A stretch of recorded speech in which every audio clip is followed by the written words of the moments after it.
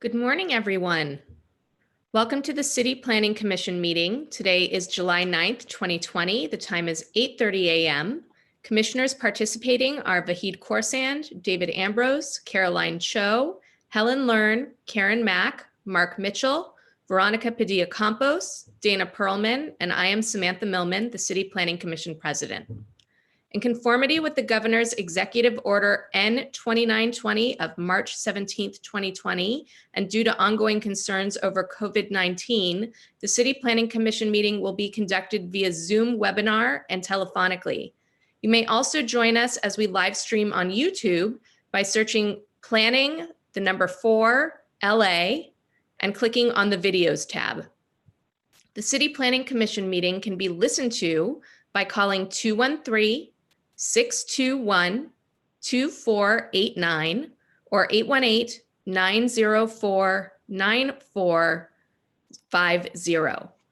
Please note that this meeting is being recorded. Therefore, we ask that you please state your name before you speak. Audio for this meeting will be available online within 2 business days. We will be following the agenda in order this morning. Agendas and meeting presentations are available online through the planning website. The link to the presentations can be located at the top of our agenda. We will be asking presenters to be very descriptive about the slides that they are referencing. Members of the public can now view this meeting online by clicking on the Zoom link located on the first page of the agenda. If you wish to speak before this commission, please call 669-900-9128 and use meeting ID number 93165508313 and then press pound. Press pound again when prompted for participant ID. The last 4 digits of your phone number will be used to call you when it is your turn to speak. When you hear "you are unmuted" on your phone line, please begin to provide your public comment. Yes, we can hear you. Please press *9 on your phone when public comment is open for the item or items you wish to speak on. The Commission office will again call out the last 4 digits of your phone number when it is your turn to speak. You will hear a message that states "you are unmuted." Please first state your name clearly and then proceed with your comment. When your time is up, you will be remuted. Please be mindful of background noise when you're speaking so that we can hear you clearly. Your time is being monitored remotely this morning by Diego Vasquez, our commission staff, so you will not have access to see how much time you have left. Please try to keep track of the time for yourself, and again, you'll be remuted by staff when your time is up. If you're accessing the meeting online via Zoom, click on the Raise Hand button at the bottom of your screen once public comment is open for the items you wish to speak on. The Commission office will call your name when it is your turn to speak. You'll see a prompt stating the host would like you to unmute. At that time, you have to click on Unmute in order to speak. Please note that while commissioners, planning staff, city attorney, and presenters will be visible to everyone, members of the public giving public comment will not be visible to anyone. Please note that the public comment period is for any item that is not on the agenda today that is within the jurisdiction of this commission. If you represent a certified neighborhood council and you have a written resolution or community impact statement, please submit it at this time to cpc@lacity.org. If you have any day of meeting submissions, please submit them at this time to cpc@lacity.org.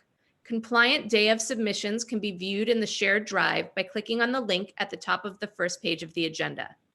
If you'd like to be added to the interested parties list to receive determination letters for any agenda items from today's meeting, please email cpc@lacity.org with your contact email or mailing address information and the case number associated with the item of interest. Please understand that this is still a new format for our meeting, and we thank you in advance for your patience as staff may need a little bit of extra time to organize our callers. So with that, let's get started. We'll begin with the director's report. Planning Director Vince Bertoni, do you have a report this morning? Yes, thank you, President Millman and members of the City Planning Commission. Vince Bertoni, Director of Planning. For today's director's report, I just wanted to focus on our department's efforts on racial justice, equity, and restorative planning. As you know, over this last month, we've really been focusing efforts to really look both internally how we operate as a department and externally as we plan the city, and really getting to the root of systemic racism and our role in planning, whether it's how we operate internally or how we operate externally, and as a profession, and how we plan the city. We have created in essence, a steering committee of staff to really look at these issues, and it's a very diverse group of staff who come from different parts of our department. They have different levels of experience. There's 9 of them. They'll be kind of looking at guiding what our efforts are. But one of the things I found is that as we look at this as a very large effort, and we're hoping it, and our goal is for it to be a transformative effort, and to really take a moment and turn it into a movement. Things don't get done unless it's somebody's job and it's their full-time job. And I've appointed Faisal Roble as our Chief Equity Officer. In addition to the goals that we have in the department, both the committee and Faisal will be focusing on that, as well as the citywide effort under the mayor's recent executive directive regarding equity in the city of Los Angeles. And so Faisal will be our representative for that, and he will be reporting directly to me. And so there will be no filter. He and I have a weekly one-on-one meeting where we talk very openly about these issues. He can't do it alone, so we will be moving a few more staff members to work with him to make it so that we can really get this effort done. So this is so we will have a real commitment on our part to do this. I wanted to, many of you probably know Faisal, but I thought I would just kind of give you, maybe tell you some things you may not know about Faisal in terms of some of his background, because I think it's important as we move forward in this effort. This is an important effort that, Faisal's worked in our department for over 30 years, and he's actually worked in all aspects of our department. He's worked in our policy planning, he's worked in project planning, zoning administration, he's worked all over. He spent a lot of time working in South LA. His last assignment was doing project planning in the West Los Angeles, South Los Angeles down, and Harbor and San Pedro. But he also was really critical in our efforts to update our community plans, our 3 community plans in South Los Angeles, the West Adams, Baldwin Hills, Leimert plan, the South Los Angeles plan, and the Southeast Los Angeles plan. He really helped craft our community plan implementation overlay zones, our fast food ordinance. So we had a fast food ordinance we adopted about 10 years ago, which really talked about what types of food we have available in places like South Los Angeles. And that was really a precursor to the community health element of our general plan. He's also instrumental with our USC and our Jordan Downs specific plans. He's really was someone who's really been innovative in how we've reached out with communities in Los Angeles. He's had really strong connections to communities in Los Angeles.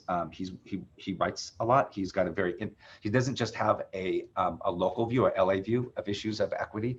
He has one that really encompasses both statewide, nationally, and internationally. He has a very global perspective of issues of equity and how it cuts and its intersections with a variety of gender and religion and LGBTQ issues. So he has a really deep knowledge of that. And so with a background in human geography at Somalia National University, he has a master's in Afro-American studies with an emphasis in political science from UCLA, and then he has a second master's from urban and regional development at UCLA. So I wanted to give you a sense of who Faisal is, because this is going to be an effort that you're going to be all involved with and understand. And I wanted to give Faisal an opportunity to also have a little bit of tell you what kind of how his approach is and what his thoughts are.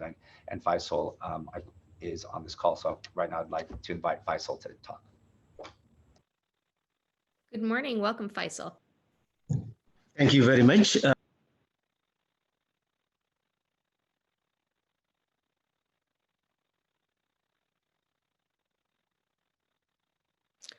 We lost you for a second. Am I on? Now you're on. Okay. Thank you, Madam President and members of the Commission. I want to take a minute to thank Mr. Bertoni for this appointment. And as I said earlier, I'm profoundly honored to be appointed to this effort and challenge. As he indicated from his introduction, I was here in 1992 when the Rodney King civil unrest took place, planning assistant at the time. And I'm here now 30 years after when George Floyd was killed in Minneapolis, a phenomenon that really gave us an opportunity to reflect back collectively what had happened, who we are, and what we can do. I think in that context, as an urban planner, as an employee of the planning department, the very concept of people being safe when they shop, when they walk in their neighborhoods, when they play at the park, gives me special meaning. When you layer that with the concept of people not being safe from their own police departments that are supposed to protect them while they are doing those activities that are significant to planners, is really some of the issues that we will be tackling as a department, and particularly myself and Vince. I'm really very glad that Vince said I will be reporting to him, because that gives an impetus and a special meaning and a weight to this assignment, so that it's not simply a window dressing like we have seen in the past similar activities. With that, I've been reflecting with the steering committee what we can do, and we came up with the concept of looking both internally as well as externally, as far as the planning department is concerned. Internally, in the sense that we will examine structures, dynamic structures that have been impeding in the planning department people to move up when they are Blacks or people of color and women and other minorities. We will also externally engage our communities who care about the planning issues. As you know, South LA, East LA, this urban inner city communities really care about planning as much as, that they think it will help. So we will engage them in a robust, meaningful way. So far, we came up with 3 high-level categories that I would like to share with you quickly and then just move on. One, we will examine those issues that have really challenged some of our planners in terms of training, mobility, assignments, and promotions and retentions of it when we hire. That's number one, and that's one category. The second category is to revisit some of our planning documents, whether it's the community plans or the framework or the general plan, and make meaning out of these statements that have been split, spread around, and see if they can address the issue of equity in some of our neighborhoods and in some of our communities. The third category we will be addressing would be a robust community engagement, as well as engaging some of the proprietary departments in the city, such as the LAX, LA Port, and what have you. And I'm mentioning these 2 areas because they are within a short drive of South LA or East LA, and they are mega job producing entities in the city. These are jewels we have amongst ourselves, and we never really utilized in a meaningful way that links planning, land use, and residential areas of inner urban neighborhoods to these entities. We will resurface some studies done within the city family for the last 10 years and see if we can tap some of those recommendations and link those to our land use plans and see if we can really make meaningful recommendations. So these 3 categories, high level buckets, are so far evolving. I'll be probably coming back to you every now and then as we need it. As time pushes in the coming 2 months, we'll be working on an action plan to submit to the mayor's office in light of the directive, Executive Directive 27, which requires each equity officer to submit plan of action, and then we will work on that and we'll share with you. And as Vince probably alluded, we will be partnering with you guys to just go ahead and address this challenging issue. And thank you very much. Thank you, Faisal. If I could just, unless there's any questions, Faisal, I just want to just say, if I could just say is that, when I got here 12 years ago, I think Faisal is one of the people, his most critical people in the department who I've relied upon for his wise counsel, both formally and informally. And he's somebody who, as you probably heard, is uniquely qualified. I couldn't think of a better person for this, so I'm very excited. about having Faisal in this position. And I think as this moves forward, I think you all will be too. So thank you. Thank you. And as Faisal continues in this role, we'd love to invite him back periodically to update the commission on the work product that is coming out of his efforts and to engage us to be helpful in any way that we can to those efforts. Does that conclude the director's report? Yes, it does. Thank you. Great. The next thing on our agenda is the city attorney's report. Before we do that, I see that Karen Mack would like to speak. Hold on one moment.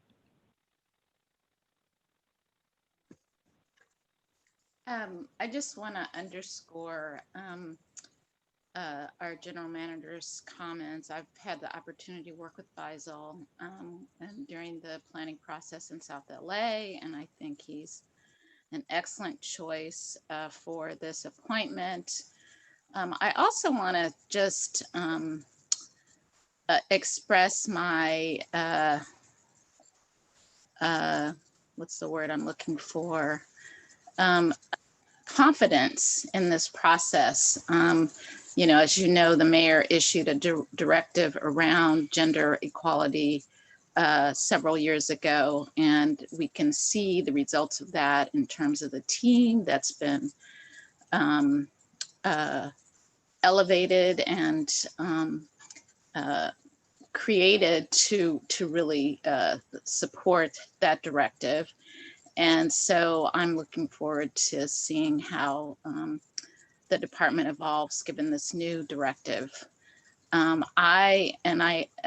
Commissioner Millman and I, President Millman and I talked some about this. I'm hoping that there will be a analogous conversation at the commission level, maybe working in tandem with the staff level to really think about our policymaking process and how we can have an impact on equity as well in our decision making. So I just want to put that out there publicly, and hopefully we can have further discussion about it at a point down the road. Thank you. Thank you, Karen. And if I could just say thank you for those comments, Commissioner Mack. And we're happy as staff to support and assist that and whatever we can do with the commission's conversations too. We're here for that too. Thank you. Okay, Deputy City Attorney Donna Wong, do you have anything to report this morning?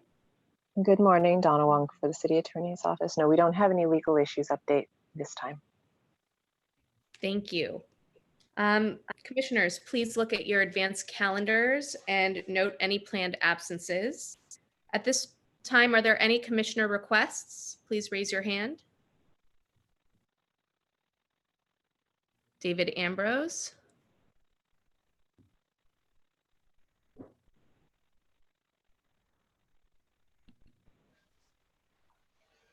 Hello? Hello, we can hear you. Great, thank you. Sorry. Welcome to home commission meetings. Let me relocate so you don't hear the vacuum. Good morning, and thank you, Commissioner President. I wanted to go over 3 things and ask for some future time to be spent on these.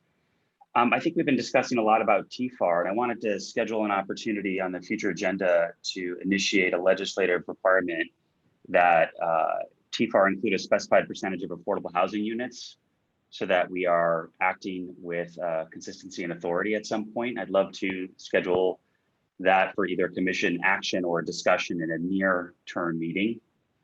The second thing, shall I go through all 3, Commissioner President?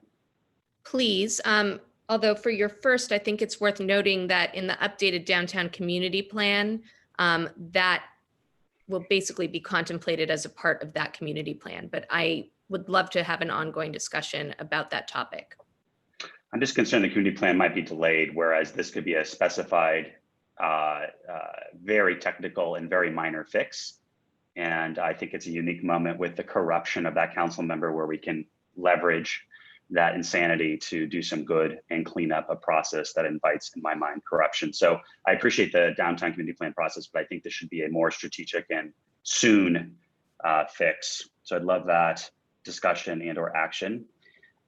The other thing that I'd like to set up a time for us to discuss, and I've said it a number of times, is I'd like us to have the opportunity to discuss a mandatory percentage of inclusive affordable housing in all development.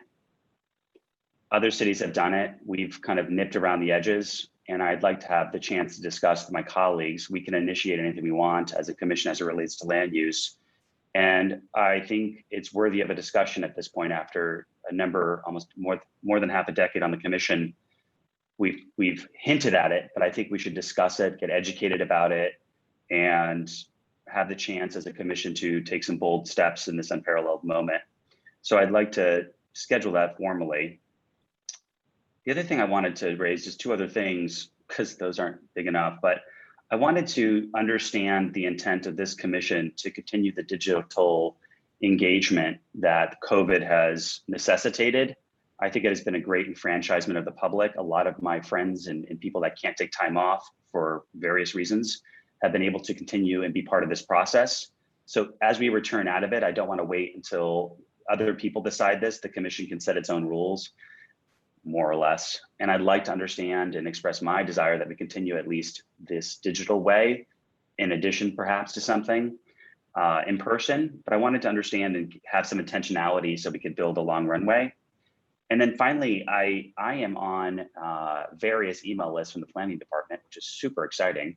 And I received this morning the information about the West Side plans and some of the early looks. And I would like those and others to have a presentation to the commission. I think often we are at the end of the factory line, and it's frustrating for me because the public has already weighed in, and by the time it comes to us, the expectation is that we tweak at best and then rubber stamp it. And if the public is looking at it, I'd like an early look at it too, and a chance to discuss some early thoughts on it. And that would be for the West Side, which came in my inbox, but anything else that's being publicly presented, to have an early opportunity to weigh in with some initial thoughts so that we can be most strategic in our advice to our colleagues in the department, and not just simply at the end of the factory line, messing up in some people's minds the hard work at building consensus. So those are 6 things that I'd like to have us explore and or do, and I'll pause there. Thank you, David. These are excellent ideas. And by the time we have our next meeting, these will be reflected on our advanced calendar for discussion and potential commission action. And I think we can particularly have an ongoing conversation about how to continue this digital engagement within the scope of our commission rules. I agree with you that this moment has brought the ability for people to have increased access to our work, and we'd like to continue engaging in that way with the public. Thank you. Okay. If I could have just one quick thing, just to put a fine point on that, is we've actually done some analysis, and it has really expanded our outreach, Commissioner Ambrose. So we can come back and give you a presentation on how we can move it past the digital engagement. We actually been able to quantify, we've actually been able to expand greatly and reach so many people we haven't reached in the past. And we've reached a much more diverse audience with our community engagement with digitally. So we have all that data that we can show you, and we can kind of talk about a fuller discussion. So very excited about that. Thank you. Thank you. At this time, commissioners, please note that each of you has been assigned to a specific pre-CPC briefing date on the advanced calendar. This is our time to review the caseload together. Please let Cecilia know if you can't participate on your assigned date, and please let Cecilia know of any planned absences. Item number 2 is neighborhood council presentations. If there are any neighborhood council representatives with a resolution or community impact statement concerning an item on today's agenda and who wish to speak on behalf of your neighborhood council on any item on today's agenda, please submit your statement at this time by emailing cpc@lacity.org. Certified neighborhood council representatives for items related to projects on the agenda will have the opportunity to speak when the item is called. Item number 3 is general public comment. This is your time to address any matter that is not on today's agenda. Before we go into that, I do see that Commissioner Perlman has his hand raised, so I will go ahead and unmute him.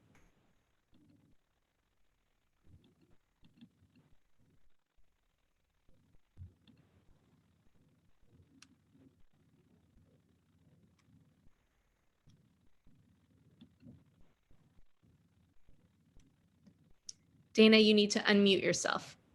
Ah, damn it. There you Okay, go. sorry. First of all, I note that one of the items that David raised, which I thought were great items, and I apologize, I'm a little late. It's hard with this great technology that we do enjoy in many ways, but it's frustrating in many others for us to have a dialogue.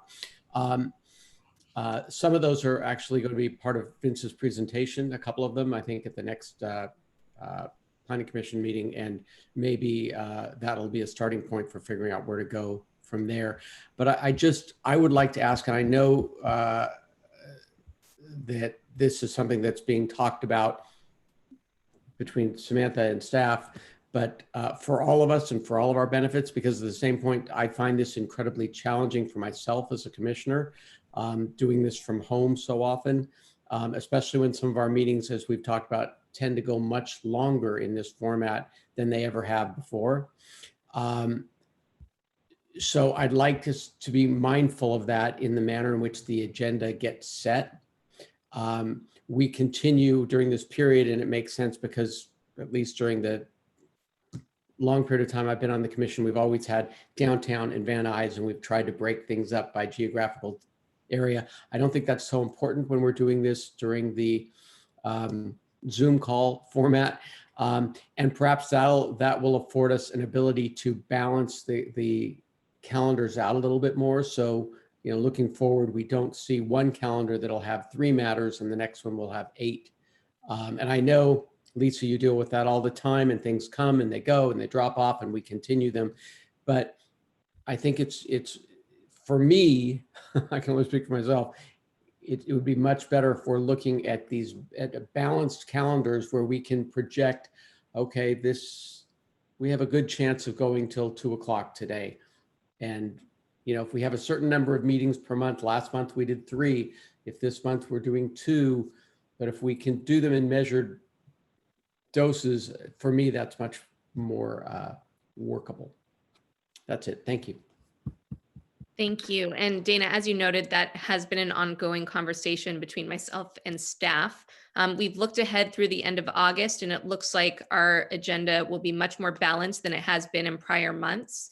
But I have let staff know that if we do get an influx of cases, it's the preference to maybe schedule a couple of special meetings to help spread that caseload out so that we're not sitting on Zoom calls from 8 a.m. until 5 p.m.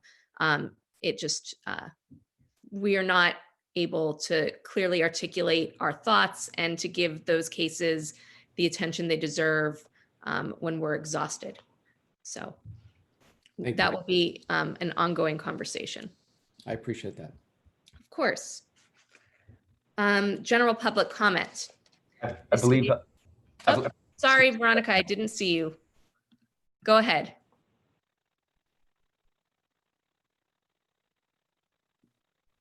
Thank you. No, just before we continue, I just really wanted to support what Commissioner Ambrose just mentioned about affordable housing. I think it's important for us to explore that. I think we spend a lot of time discussing that on a lot of projects. I think it can be more efficient if we make it some sort of policy. And also, it's just the importance of having affordable housing right now at this time. So, for reasons we're all aware of. So I would support what Commissioner Ambrose just proposed, and looking forward to that discussion, really having that discussion in the near future. Thank you. Thank you. Any other commissioner requests or comments?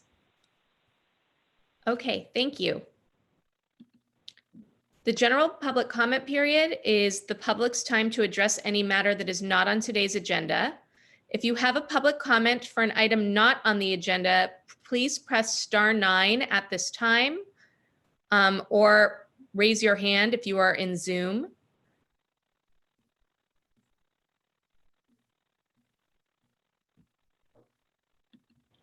Great. It looks like we have several public comments, so Marcos can go ahead and call those speakers. Thank you, Madam President. Marcos Godoy for the record. Caller 2678, you're on mute.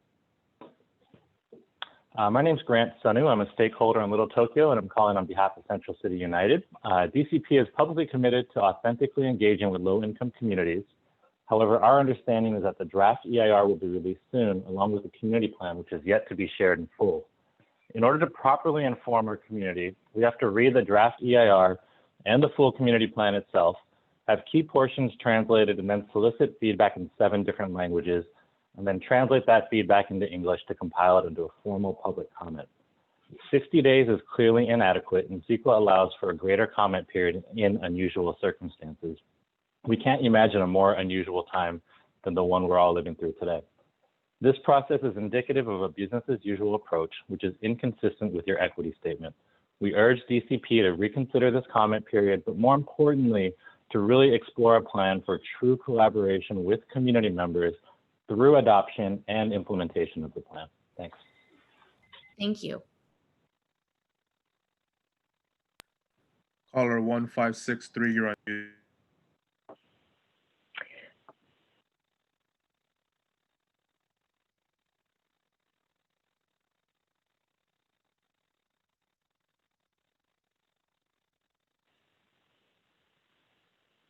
Good morning. My name is Linda Akutagawa. I am a stakeholder in Little Tokyo, and I'm calling on behalf of Central City United. DCP's message of solidarity issued on June 8th acknowledges the role that land use, zoning, and planning have played in reinforcing systemic injustices. However, DCP's outreach strategy, as shared in meetings with CCU, does not reflect a commitment to intentionally and authentically deepening efforts to serve all communities of Los Angeles in a manner that promotes equity and inclusivity. Comprehensive community engagement is not a series of boxes to tick. It's ongoing. The convergence of the COVID-19 pandemic, homeless crisis, and the movement for Black lives is significant. Rather than continue with business as usual by forging ahead with their current timeline, we urge DCP to pause and develop a plan for true collaboration with low-income stakeholders, starting now and continuing through the adoption and implementation of the plan. Thank you for your comments. Caller 9383, you're unmuted. Hi, good morning. My name is Trina Traylor, and I'm a member of the Los Angeles Black Workers Center, and I'd like to express my wholehearted support of the 7024 Broadway project, which will be located in Council District 9. The 7024 Broadway project will provide 52 units of much-needed affordable housing with supportive services, and importantly, I'm sorry? I believe this is a later agenda item, and so we will call for comments on that item when we hear that item before us. So we look forward to hearing your comments on it shortly. Sorry. That's okay. Caller Alma, you're unmuted.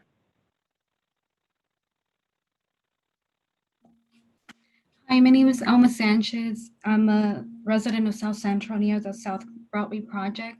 Commissioner Millman already answered my question on when we will have time for that public comment. So I'll wait my turn till then. Thank you. Thank you. And we do look forward to hearing your comments at that time. Caller 9038, you're unmuted.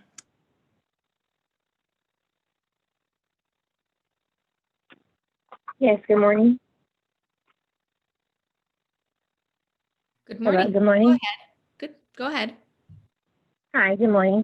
Well, I'm Deanna Leslie with Clean Unity. I'm an advocate for everyone and I was just wanting to speak upon something that Mr. Bissell said about the safety. So basically, I would like to come in with the comments about having a liaison to make sure that everything runs smoothly. So I'm not sure if I'm in the right segment yet, but I just wanted to make sure that we have to reinforce and make sure that we have liaisons to oversee all the advocate for everyone that's in the buildings, for the social workers to make sure that everything runs smoothly. So I think that if we implement a liaison for each building, that would be a great asset for the safety of the community and the safety. Are you speaking about the Broadway project? Just in general, because I also live in low income. So just in general, just speaking that we have a liaison that would make the efforts and they'll make the progress better for everyone. And I will be willing to take that task myself, just because Time. it's something that is needed, that is not in, in the plan. Thank you. Caller 9065, you're unmuted. My name is Debbie Chen. I work in Little Tokyo and I'm a resident of Chinatown. I'm calling on behalf of Central City United. So last year, LA County approved a number of motions and initiatives to address the unintended consequences of public investments and land use planning. The WAM motion calls for the creation of displacement avoidance and racial equity plans as part of the expenditure policies for measures W, A, and M, while the current draft of the LA River Master Plan calls for the establishment of an affordable housing land bank and displacement impact assessments to be done for projects requiring public easements and/or funding. We need the city to be equally bold and are asking you to direct UCP to include a displacement impact assessment, displacement avoidance plan, and a racial equity plan in all of the community plans. Thank you. Thank you so much. Caller Deborah, you're unmuted.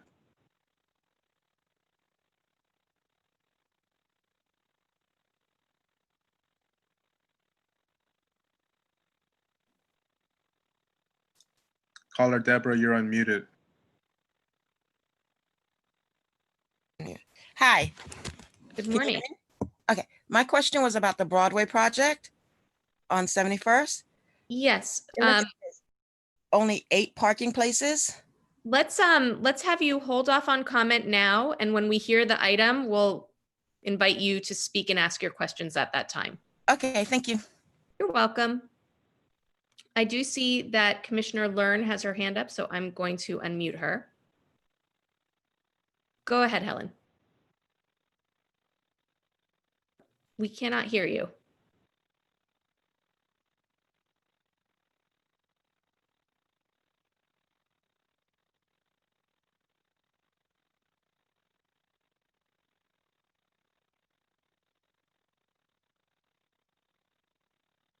We're working on getting audio for Helen. She's muted now. Let's see if we can unmute her again. Still can't hear you. We will get through this technical difficulty and come back to you towards the end. Does that work? Okay. That was the last speaker we have for this item. So we're going to go ahead and close public comment period. Item number 4 is items for reconsideration. I don't see any items for reconsideration, so we will move to item 5, which is the consent calendar, and we do not have any items on the consent calendar. So let's move into item number 6. Item number 6 is case number CPC 2016-4675 TDR VCU MCUP, environmental case number ENV 2016-4676 EIR. The project is located at 121 through 147 South Spring Street and various addresses within Council District 14. Cecilia, are there any day of submissions for this item? Good morning, Commissioners.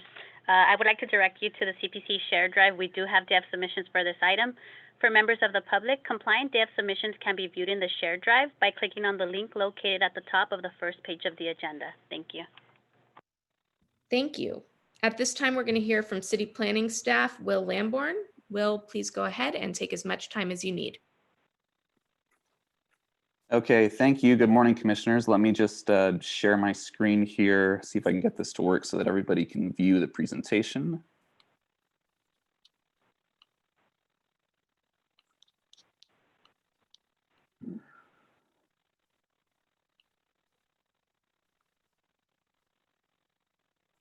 Okay, so the presentation should be up. Hopefully you all can see it. Again, good morning, Commissioners. Will Lamborn with City Planning. Before you this morning is the Times Mirror Square project, a mixed-use development located on the city block, bounded by 1st Street, 2nd Street, Spring Street, and Broadway in downtown Los Angeles. This project has been continued from the CPC hearing of May 14th. We won't restate the entire staff presentation here from that previous hearing, but instead we'll just briefly go over the project's requested entitlements, the original design that was presented in May, and the transfer of floor area rights public benefits allocation. Now here on slide 2 regarding the continuance, on May 14th, 2020, the City Planning Commission certified the EIR and denied an appeal, thereby sustaining the action of the advisory agency and approving the project's vesting tentative tract map. The commission also continued the CPC case to a date certain of July 9th to consider additional design options. As listed here on slide 3, the project's requested entitlements include a finding that the project was assessed in the previously certified EIR, which was certified on May 14th in conjunction with the denial of the appeal of the project's vesting tentative tract map, as well as a transfer of floor area rights from the Los Angeles Convention Center to the project site, a vesting conditional use to permit floor area averaging, and master conditional use permit for alcohol sales. Now here on slide 4 is an aerial view of the project site showing surrounding streets and uses. The project site is highlighted in yellow and is bounded by 1st Street, Broadway, and 2nd Street and Spring. Nearby uses include the future 1st and Broadway Civic Center Park, as well as Grand Park and Los Angeles City Hall to the north, the 10-story federal courthouse building to the west, the LAPD headquarters building to the east, and the construction site for the future Metro 2nd and Broadway subway station to the south. Now on slide 5, here are elevations of the original design that was presented to the commission on May 14th. As seen from 1st Street on the left-hand side of the slide is the retained Times building and the 37-story North Tower. And on the right-hand part of the slide, as seen from Spring Street, are the retained LA Times buildings with the new construction in the background. Similarly, here on the next slide are the project's elevations as seen from Broadway, shown on the left, and on the right as seen from 2nd Street. And slide 7, here's a view of the original podium design, again, as was presented on May 14th. Following the May 14th CPC hearing, city planning staff conducted a meeting with the applicant and their design team. The applicant presented 2 new modified design concepts, and the city provided feedback and additional comments on the modified designs. In response to the city's feedback, the applicant then made further design revisions and provided 2 additional modified design concepts. As such, there are 4 distinct new design options before the commission for its consideration today. The applicant will be presenting those new design options in detail. And now for a brief recap of the project's proposed TFAR public benefits as presented on May 14th. As proposed, the project would allocate 31% of the public benefit direct provision to the citywide affordable housing fund, 8% to the Pershing Square renovation fund, and 61% towards on-site historic renovation of the retained Times buildings that go beyond the requirements of the Secretary of the Interior standards for rehabilitation. At the May 14th hearing, the commission discussed a range of options relative to the reallocation of the project's TFAR public benefits. Those potential reallocations that were discussed included allocating 100% of the direct provisions to the citywide affordable housing fund, reallocating the 61% proposed for on-site historic renovation to instead go to the citywide affordable housing fund, reallocating the funds for on-site historic renovation to instead go to affordable housing, and also reallocating the 8% proposed for Pershing Square to instead go to a general park fund. And lastly, that a portion of the direct provisions would continue to be allocated to on-site historic renovation, but that a portion of those funds would instead be allocated to affordable housing. Please note that planning staff has confirmed with the Department of Recreation and Parks that a general capital account can be made available to receive TFAR funds for general park improvements, should the commission decide to allocate direct provision funds for that purpose.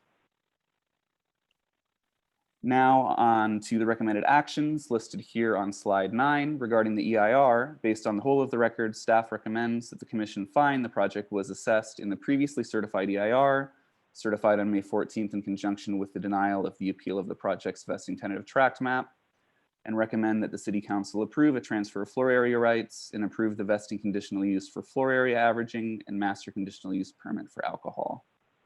That concludes staff's presentation and will be available for any questions. Thank you. Commissioners, are there any technical questions at this time?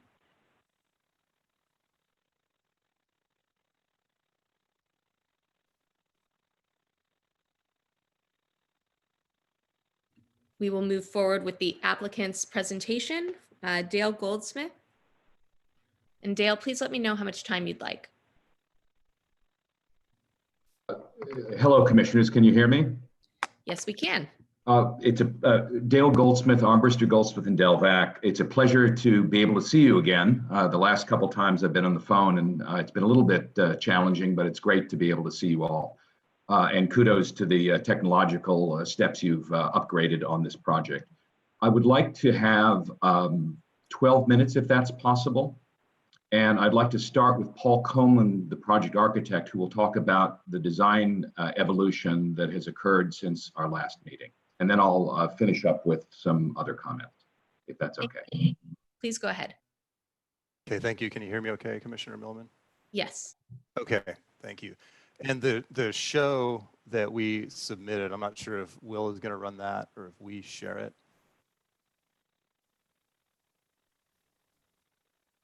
Will, would you prefer to share it or should the applicant share?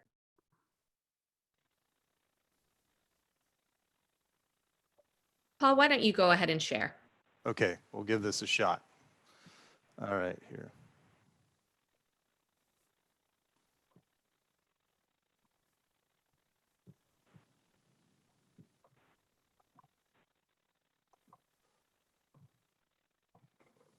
Give me just a second. I'm going to pull this out.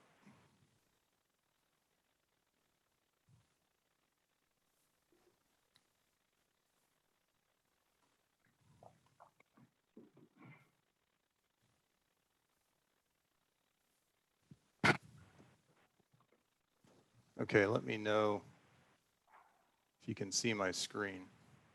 Yes, we can. Okay, it should say on a Times redesign on it. It did, and it just went away. Let me know if it comes back. Is it back yet? Okay. No. Okay. There it is. I'm switching screens here, so give me just a second. Okay. All good? All good. All right, thank you. Sorry about that technological glitch. For those of you who I haven't had the pleasure of meeting, my name is Paul Coleman. I'm the Principal and Chief Operating Officer at AC Martin. I've also been leading the design team for the past few years on this project. Continuing with what Will said, we've revised the design since our last meeting. We had a meeting with the executive planning team, including Ken Bernstein and Christopher Hawthorne, took their feedback and developed design solutions we're going to show you today. Some of the key comments that we're trying to respond to are that the previous design was a little too boxy, pretty flat on top, that the complex as a whole was not in sync, and we weren't responding as strongly as we could to the historic buildings. And then there was also a desire to see a stronger connectivity between the towers and the podium. Let me know, just to check, you got the first slide with the sketch on it? Okay. What I'd like to do first also is kind of review some of the big ideas that have driven this project since its inception, and we've been able to maintain a lot of those.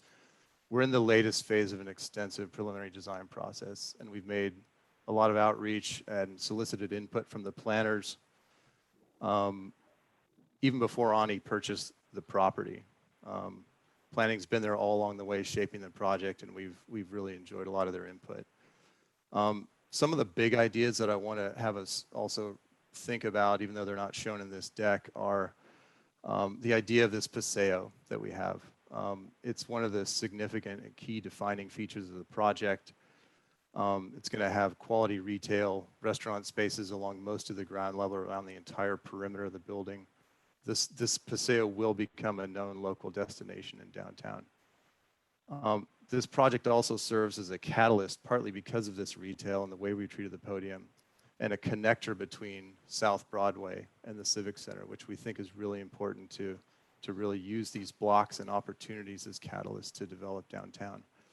We've continued to have a podium that has screened parking on the street, not just a screen over the parking, but materials that look like the actual residential units themselves, so it really blends in.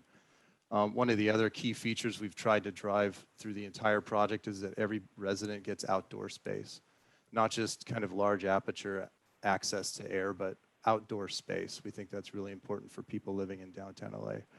We've also tried to find a balance of how we create new architecture that does respond to the historic assets on the site, but doesn't overwhelm them. A couple of the different references we use for how we develop the geometries and architecture. One is the idea of this modern interpretation of the broadsheet format with the lines of text and the images, kind of in a way echoing the purpose of this site historically. One of the moves that you'll see we've made too is to start to bring some of these towers down to the ground. I'll go to our first design slide and then talk a bit about some of the specific changes we've tried to make, and then we'll go through the options. Let's see here. Stuck, hold on, okay.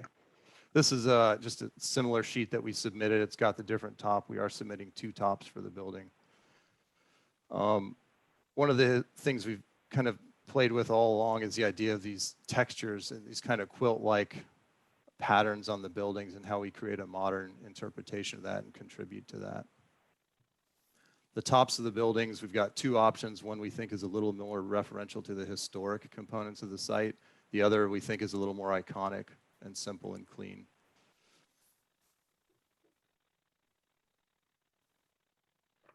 Keep advancing. There we go. Okay. So a few of the moves we've made to respond to the comments. One is the towers are visually thinner. We haven't changed the footprint, but because of a move we made on pulling balconies back from the corners and eliminating the screen extensions, the towers are much more slender now. We've brought the tower architecture down to the ground.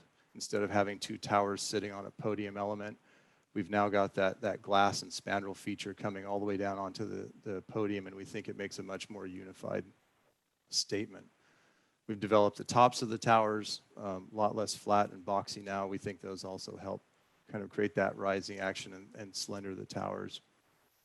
I also believe that with our changes to tone and materiality and reducing the amount of light-colored material on the new project, it kind of lets the historic elements of this site breathe, and the whole complex works better together by acknowledging what's historic and allowing these towers to kind of be the modern advancement of the site. The tower exterior wall is a pretty simple combination of layers of vision glass, spandrel glass, the balconies, the clear glass, and some bronze components that provide accent. So I'll start to go through the various options. We call this one option 1A.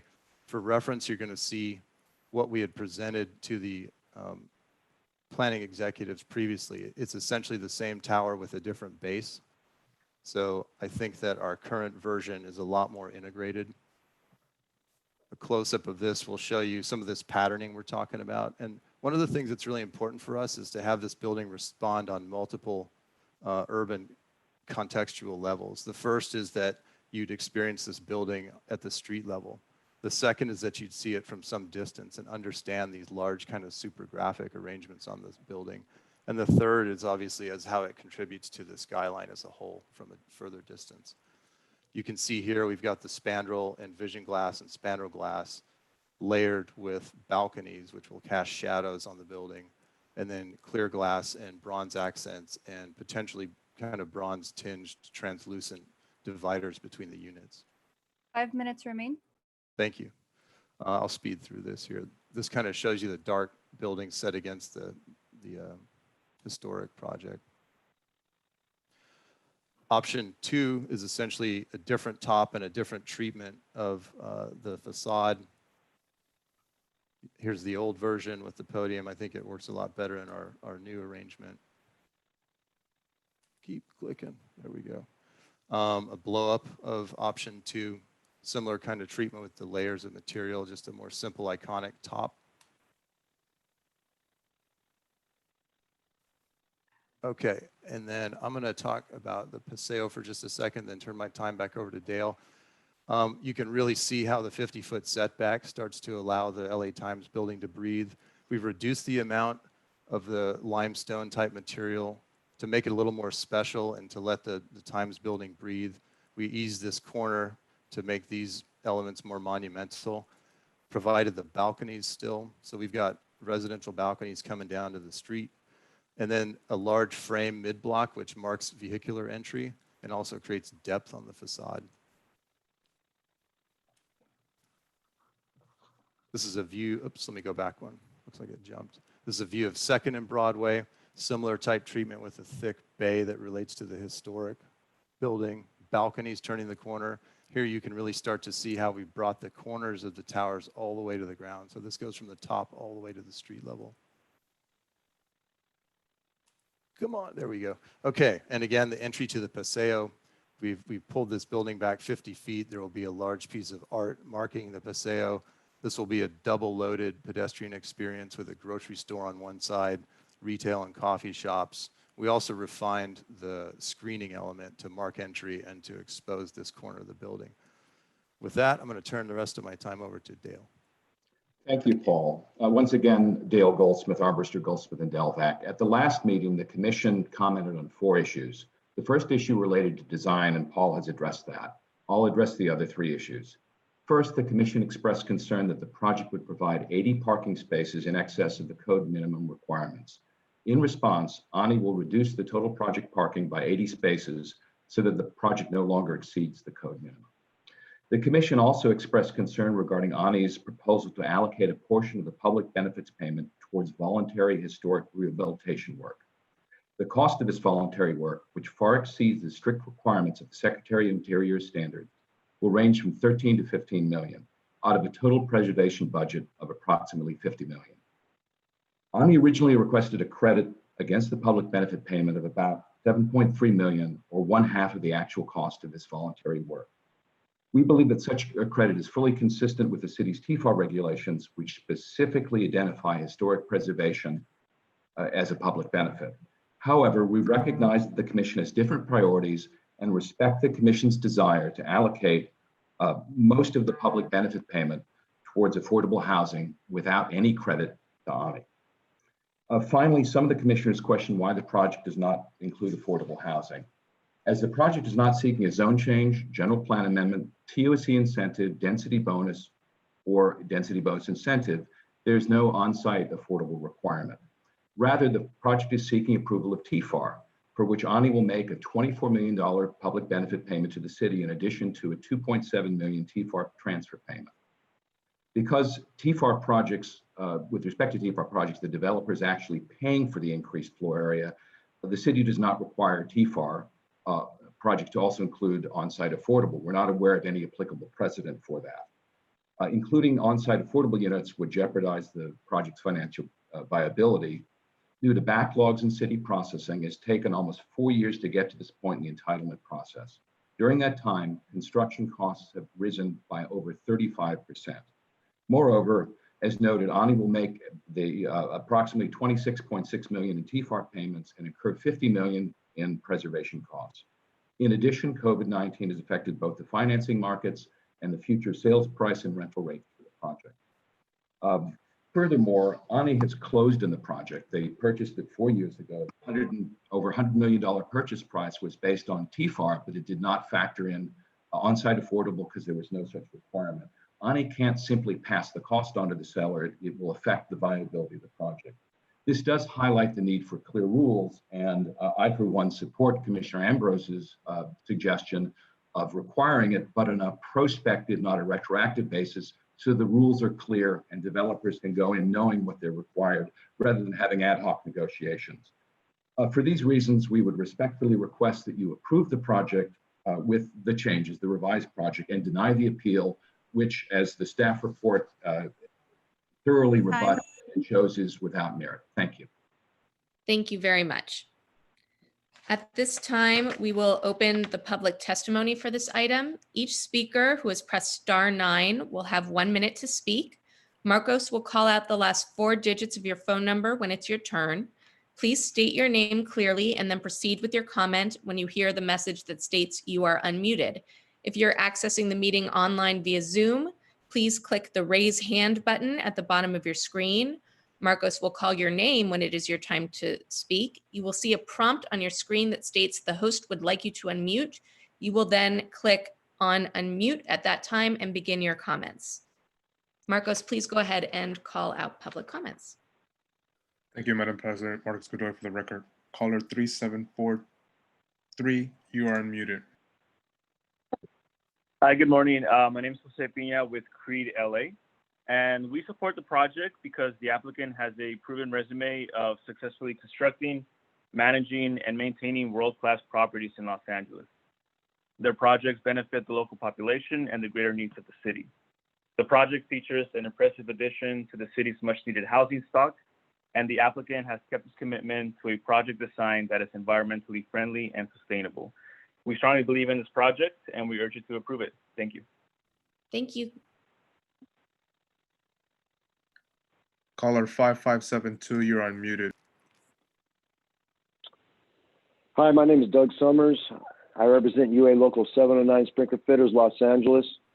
We're in full support of this project. We're excited about this project because the applicant has committed to good paying jobs, to local hire, and using responsible, skilled crafts. The project also ensures good paying construction jobs and guarantees a safe working environment for our workers by minimizing health and safety hazards.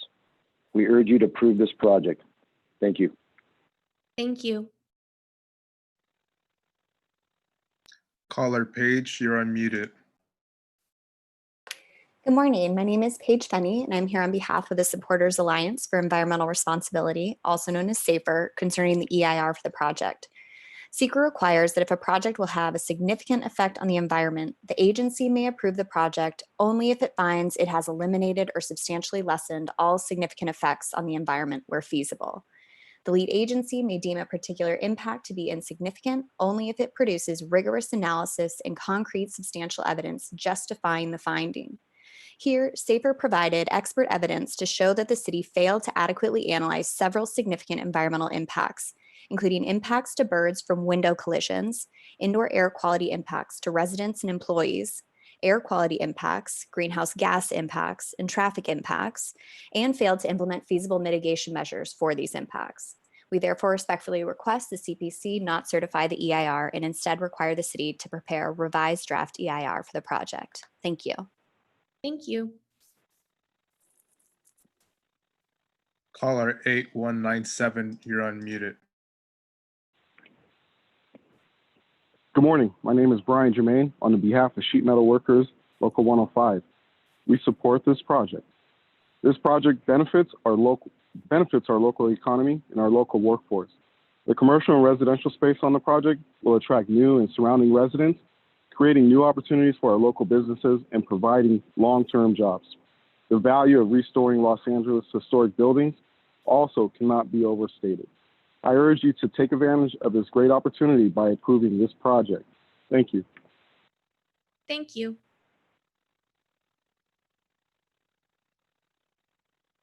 Caller 2531, you're unmuted. Good morning. My name is Gus Torres on behalf of UA Local 250 pipe fitters, welders, and apprentices, and we support this project. The applicant is as committed to a good project as it is committed to local hire and paying fair wages for the workers who will be building more housing and more commercial space for our city. We urge you to say yes to more investment in our local community and our local workers by approving this project. Thank you for your time and God bless. Thank you. Caller 5684, you're unmuted. Good morning, Commissioners. My name is Samuel Nieto. I'm a disabled veteran. I'm here to support this project. The applicant is working with the community in a way that exceeds expectations to ensure that this project keeps the core identity of the area alive while offering many new things to benefit the neighborhood.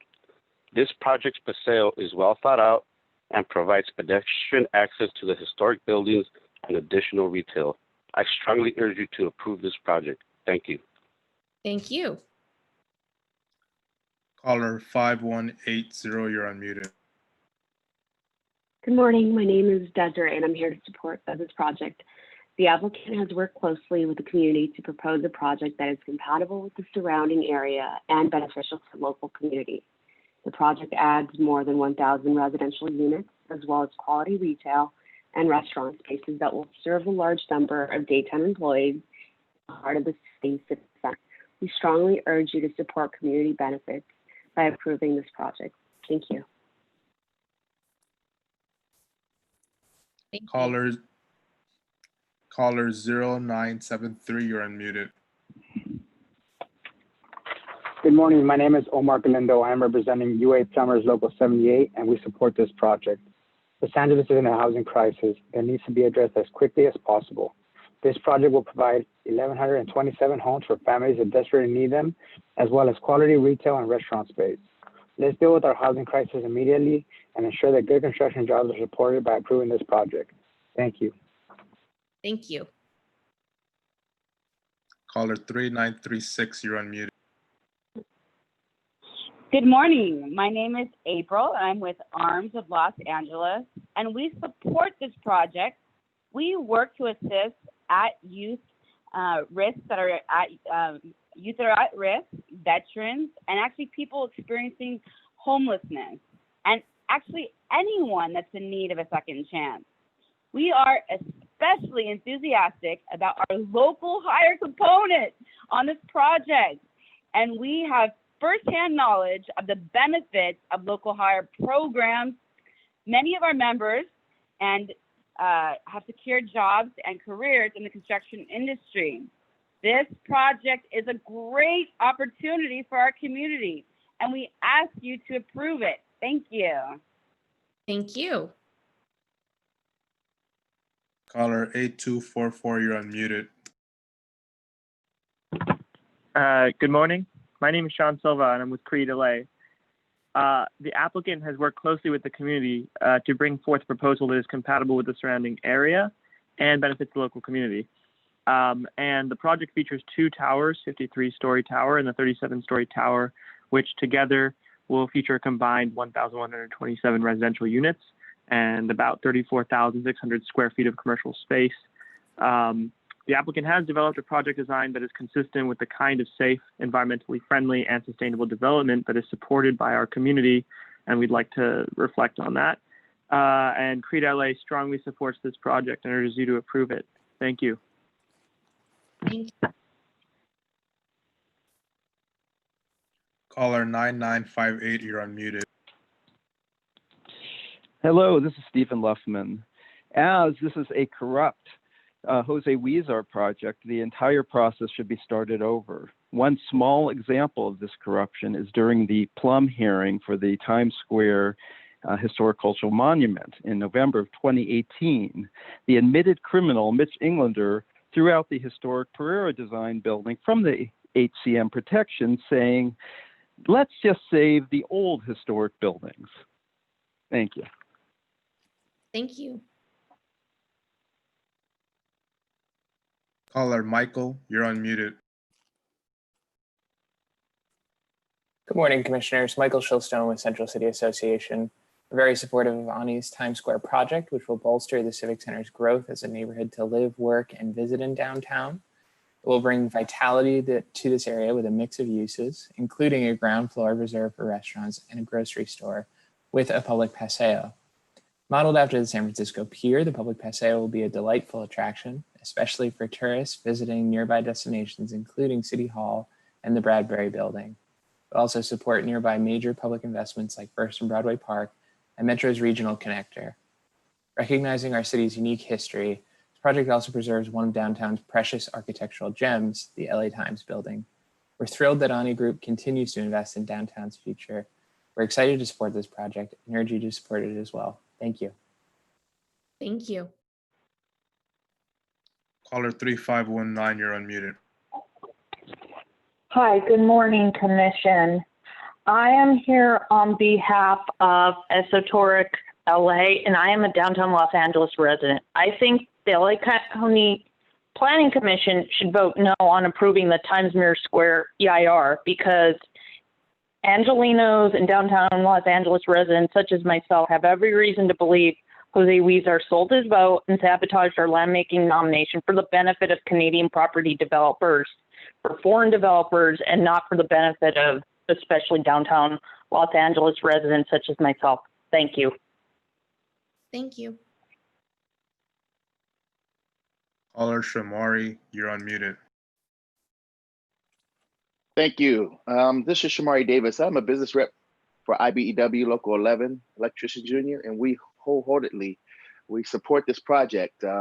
Ani has had an incredible history in downtown LA in the last 6+ years of building incredible projects with local hire folks that live in the surrounding areas, and that's why we are so supportive of them. They have a good track record. They have been doing the right things in LA, and the structures are there to show. So we are here to support them, and we wholeheartedly hope that you support this project. Thank you very much. Thank you. Caller 9036, you're on. Good morning. My name is Godfrey Washira with Creed LA. We continue to support the project because it has massive potential to address housing shortage and provide well-paying jobs.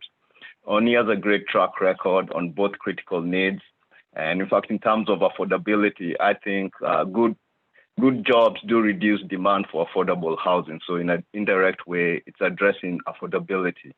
And that's why we truly hope that the project will advance today. Thank you.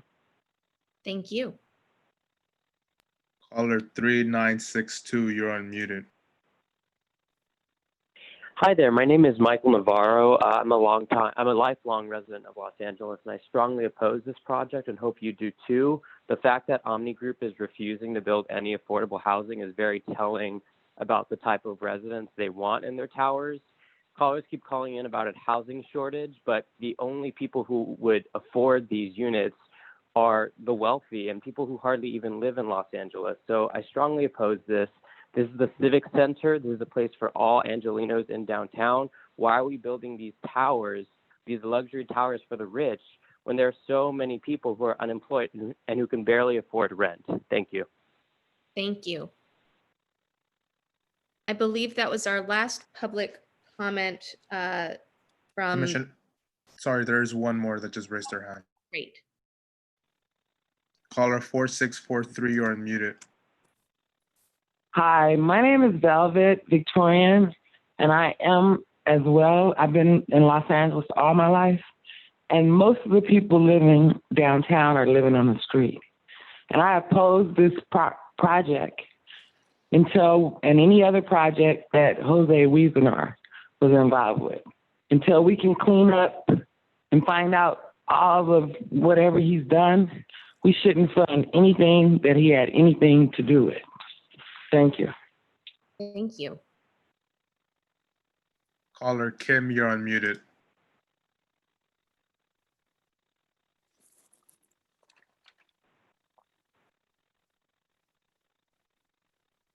Caller Kim Cooper, you're unmuted. My name is Richard Shea. I'm Kim Cooper's husband. Turn that off. I wrote the historic cultural monument application for Times Square Square. I'm asking the commissioners to please reject the project before them. I'm asking you to do this because since the last hearing, council member Jose Huizar has had a criminal complaint by the U.S. Department of Justice filed against it. I assume you have a working knowledge of this complaint, which outlines the modus operandi of Councilmember Huizar's criminal conspiracy, because this commission is mentioned repeatedly in the complaint. So I will simply mention the complaint makes clear the process by which commercial projects move through under Councilmember Jose Huizar are compromised. This project, I don't think is any different. Time. It is the fully owned private parcel in the city. Do we have a certified neighborhood council representative for this item?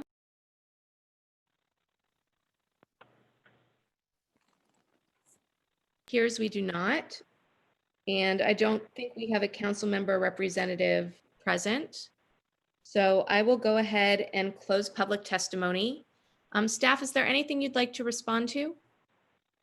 Yes, Will Lamborn, planning staff. Just two things very briefly, just regarding the comment on environmental impacts from bird collisions, air quality, greenhouse gas emissions, and traffic. All of these claims were very thoroughly responded to in the staff report, as well as a supplemental communication from staff to the commission dated, I believe, May 12th, provided in advance of the last hearing, which included expert analysis regarding biological resources, traffic, and air quality, responding to all of the points raised by the appellant, and that the commission subsequently denied the appeal on the vesting tentative tract map.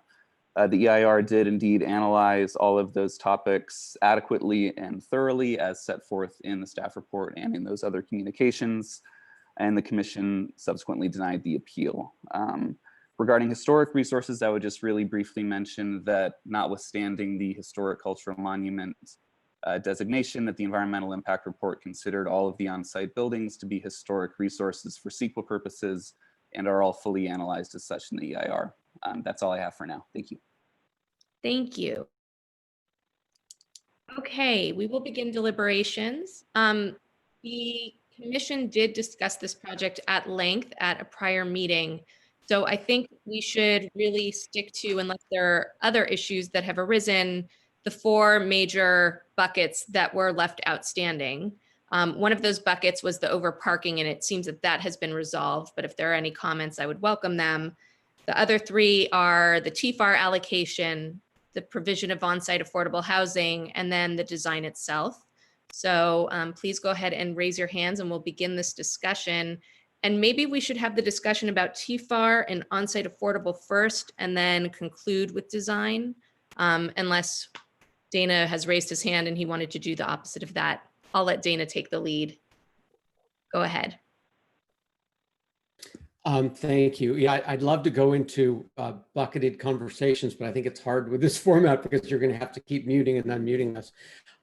Just to whip through this quickly, as you noted, Samantha, we did go through this in a prior meeting. The appeal, and just to get rid of that, it's not. I believe it's not well taken. I think that the EIR fully evaluated all the required impacts, and the MMP and SOC address everything that's necessary there. Second of all, I think I appreciate the gentleman's comments and his efforts with respect to historic designations. I think that this was carefully analyzed. I think that the city has handled that quite well with respect to the original, should we call it, LA Times structure, which is being maintained. I appreciate that Ani is planning on investing a substantial amount in restoring and safeguarding that building and that structure. As far as, just to go to the top elements, thank you, Mr. Goldsmith, for acknowledging that you'll remove the over parking. I appreciate that. With respect to the public benefit payments, in my mind, nothing is our last meeting. I think that we should put as much as possible into the Affordable Housing Trust Fund. And I am all for taking the funds that the applicant requested be designated and allocated for their historic preservation work in their own property and putting that in the Affordable Housing Trust Fund. I wish that we could get some affordable units on site here. This is the center of the city. If there's any place that's needed, this is where it's needed. I do appreciate the applicant's statements. Look, the rules are what the rules are. They are following the rules. And I agree that we can't, it's not within our authority to make an ad hoc determination project by project that they must add affordable housing units when there is not a zone change or a GPA or something of that nature. That's why I think David Ambrose's suggestion that we revisit this. We had detailed conversations about this many, many years ago when we looked at the linkage fee, which has been implemented. Let's not forget that. That's another element. And I look forward to Director Bertoni's reporting to us in the future as far as how things stand in the Affordable Housing Trust Fund and what efforts, what progress we've made through the various collections we've done to see what units are being, have been brought to market and which are in development.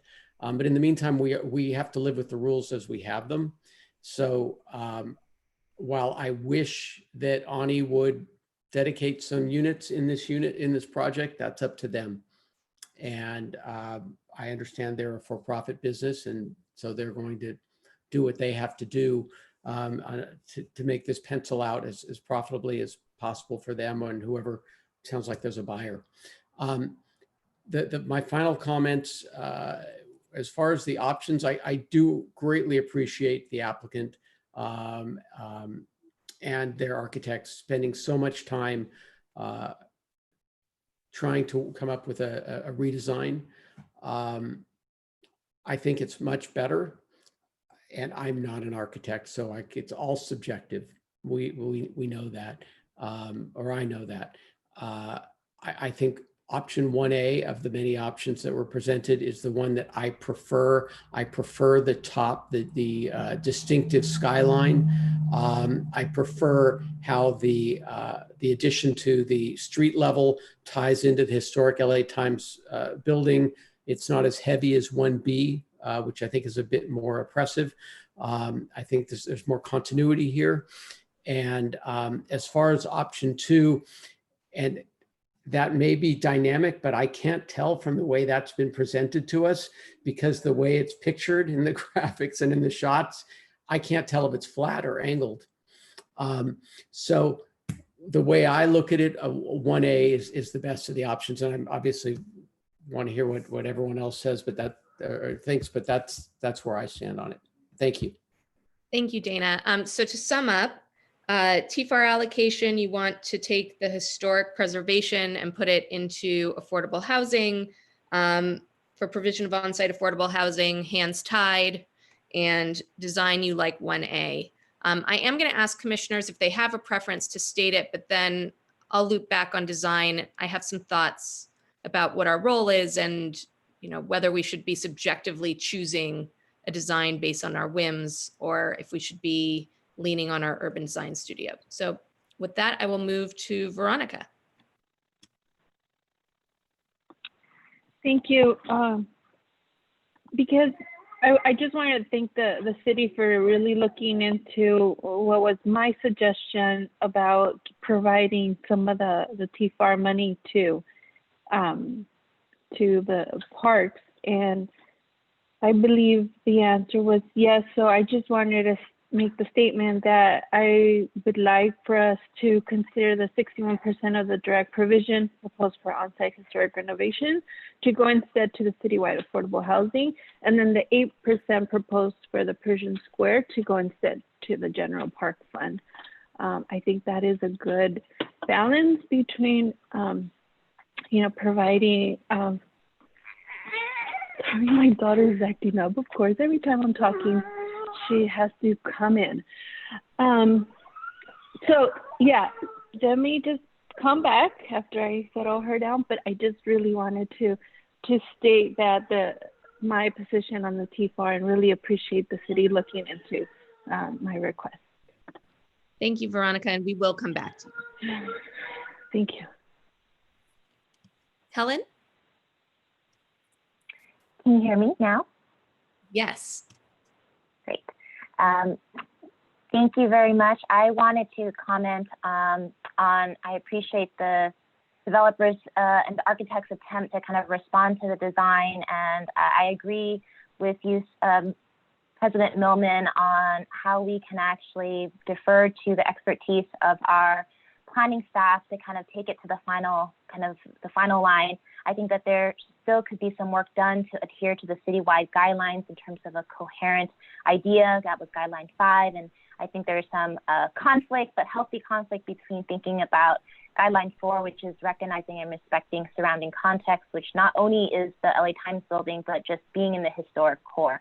So I actually support, rather than us, where none of us are architects, kind of decide which option to actually defer to urban planning studio, have to sign off by our manager, Vince Bertoni, and with the collaboration of our chief design officer. It's amazing that we have one in the city of LA, and we really should take advantage of that expertise. So those are my thoughts on design. I think for TFAR, I have always leaned towards 100% allocation towards affordable housing, but I hear where Commissioner Padilla Campos is coming from, and I do support a smaller percentage of 6% to a general parks fund. And I also want to say that I appreciate the developers' flexibility to acknowledge the needs that we have. And I agree with Commissioner Perlman that the rules have been what the rules are, and developers make it pencil out and they create their pro forma. But I'm hoping everyone will entertain me for just like a few seconds, thinking about, if the developer had envisioned, $7 million going back towards on-site historical work, which isn't happening. I'm curious if the developer is open to actually a portion of the affordable housing trust fund being kind of set aside for your project for on-sale, any of your on-sale units to have a soft second. I know that that's not, I don't think that violates our requirements that you have on-site affordables, but it gives you the option, if the market allows and you're going to do on-site, to be able to tap into HSID's soft second program, which allows perhaps moderate income homeowners to be able to live on-site. I don't want to give up on that ability for just the negotiations, given where we are and how important and big and catalytic this project will be. So I just want to put that out there as an option to consider if the developer is open to that. Thank you. So just to recap some understanding the request, you'd want to take the money that we would have set aside for historic preservation and that we are reallocating to affordable housing, and actually have that reallocated back into the project for the provision of on-site affordable? Yes, and I know that in some ways means that we're not putting a percentage of your units as affordable, but it gives a flexibility. And I know the numbers will have to be figured out and HSID will have to be involved, but there has been practice of on-site for sale soft second subsidies that the city has created. And it would be interesting to think if a project like this could benefit from that. Thank you. That is something I will definitely want to explore.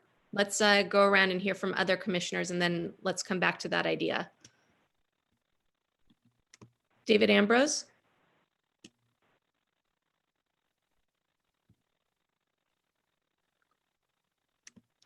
David, are you there? You're unmuted. Yes. Thank you. I want to start with the second about this seeming self-professed inability to have an opinion about design. That is self-imposed.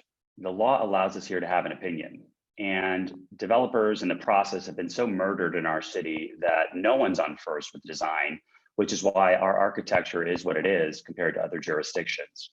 So when a body like ours is able to express an opinion, we should express that opinion. And when it's an opinion versus required action, I think we should do that. The reason they're back before us today is because we do have that authority and we should exercise that accordingly. I have eyes. I have been on this commission for years, and I know what I think is a good design. My opinion is not, dictatorial, but I don't think we should think we throw our hands up and say, we're not architects, therefore. That's not the case. We're not architects, but we still weigh in on planning matters. I don't have a degree in planning, yet when it comes to design, we sometimes think of ourselves as impotent, and I don't think we should. So I am fully ready to exercise my opinion about architecture and share that in this body and have all of us collectively come up with good decisions. Sometimes it's a recommendation, sometimes, as today, it's change and action. So I don't want to give into that thought. Much like obscenity when the court said, I'll know it when I see it, I feel that same way about good design. And what I saw at the last session when we reviewed this project was not that. And LA deserves more. And as a citizen with some amount of power in this process, I plan to exercise it when and if. And that is one of the instances here. So I just wanted to share that with my colleagues, how I look at it.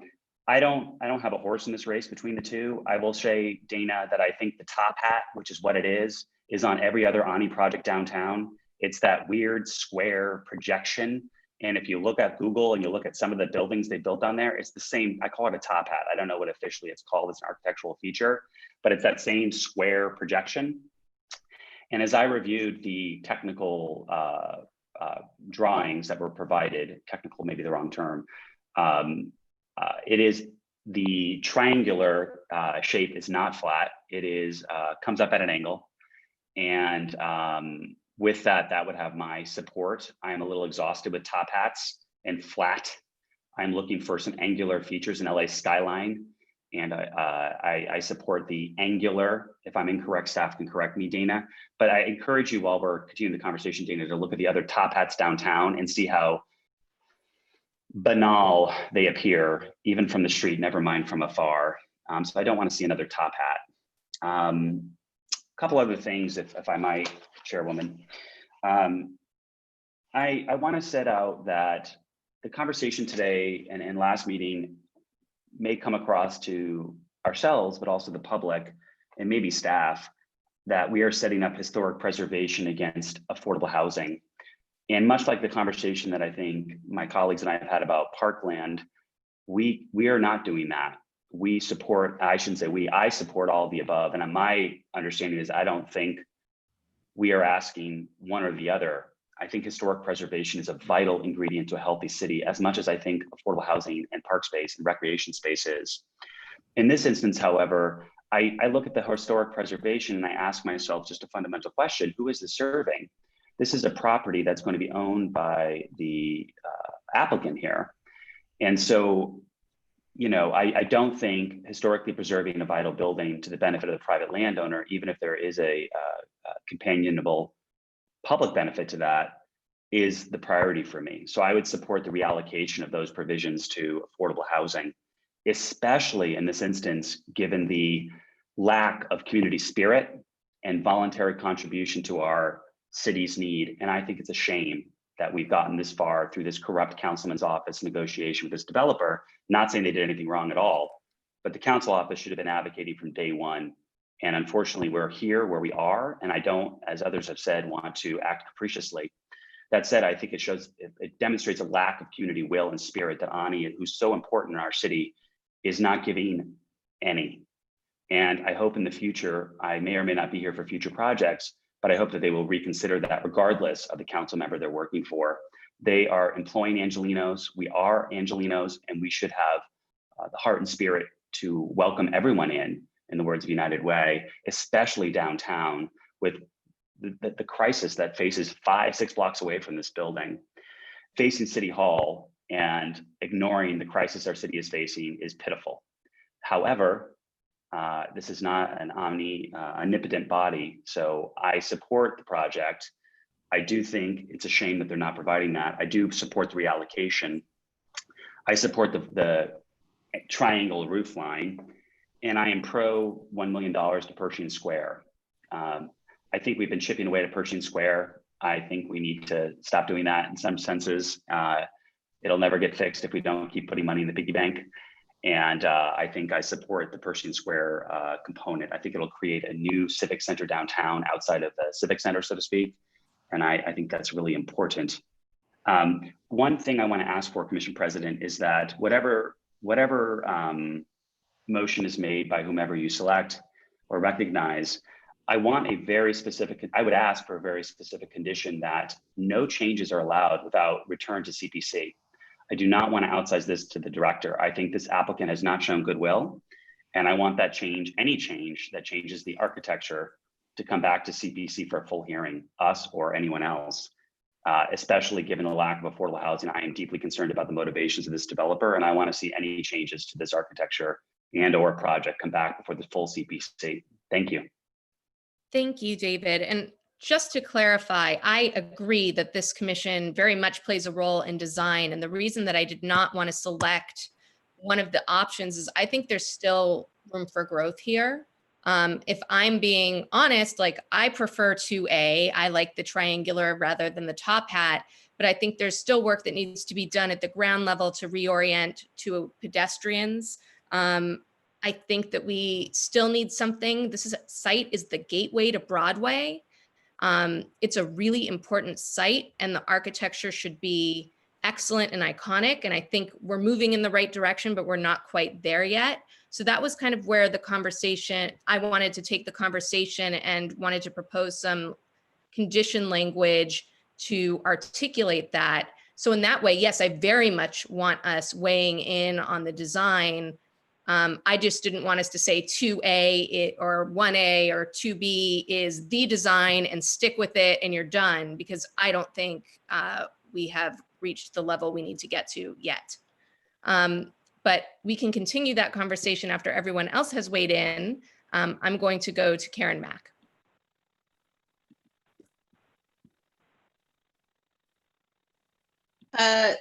I want to say I just appreciate all the work that's been done on the project so far on behalf of the staff and the applicant, you know, coming back to us after reworking some things. I'm in agreement with a lot of what my fellow commissioners have said.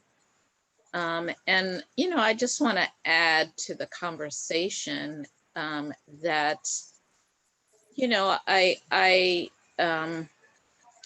really implore the development community to really think about where we are as a society. I mean, I feel like, you know, the challenges that are brought by, you know, those who have the power to remake and shape our city are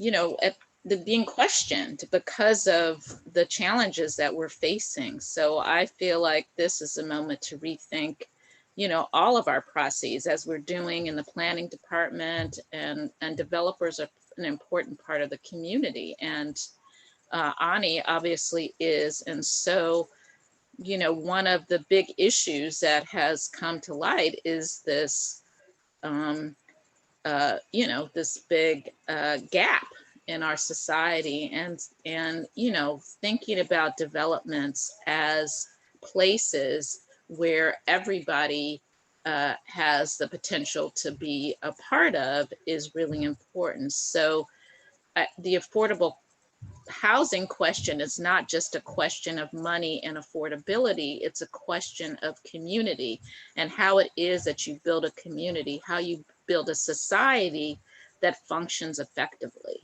And so I you know, it's hard. I love that my colleague, Commissioner Learn, proposed a solution that would add affordable housing in some way, because this project, you know, as much as you are talking about its role in downtown, its role as a gathering place, it is not a gathering place because it is not focused on the community as a whole. And so, you know, unless we can come up with some strategy to integrate affordable housing, it's hard for me to support it, because you know, we are at a moment where we cannot do things the same. Things have to change, and it needs to start with this project. So that's my feeling about affordable housing.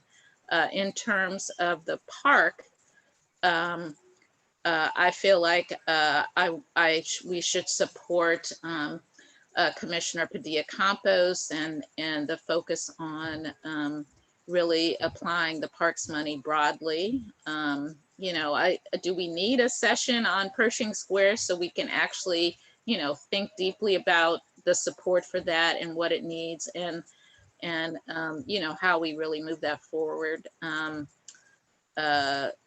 The other, in terms of the design, I see Ken Bernstein on the call. I'm wondering if Ken could just weigh in a little bit in terms of the design and historic preservation issue to, you know, just support the conversation around that, because I'm feeling like, you know, not totally comfortable with making a decision on the design. I'm not excited. It's not exciting. I have to say that. It is boring, boring, boring.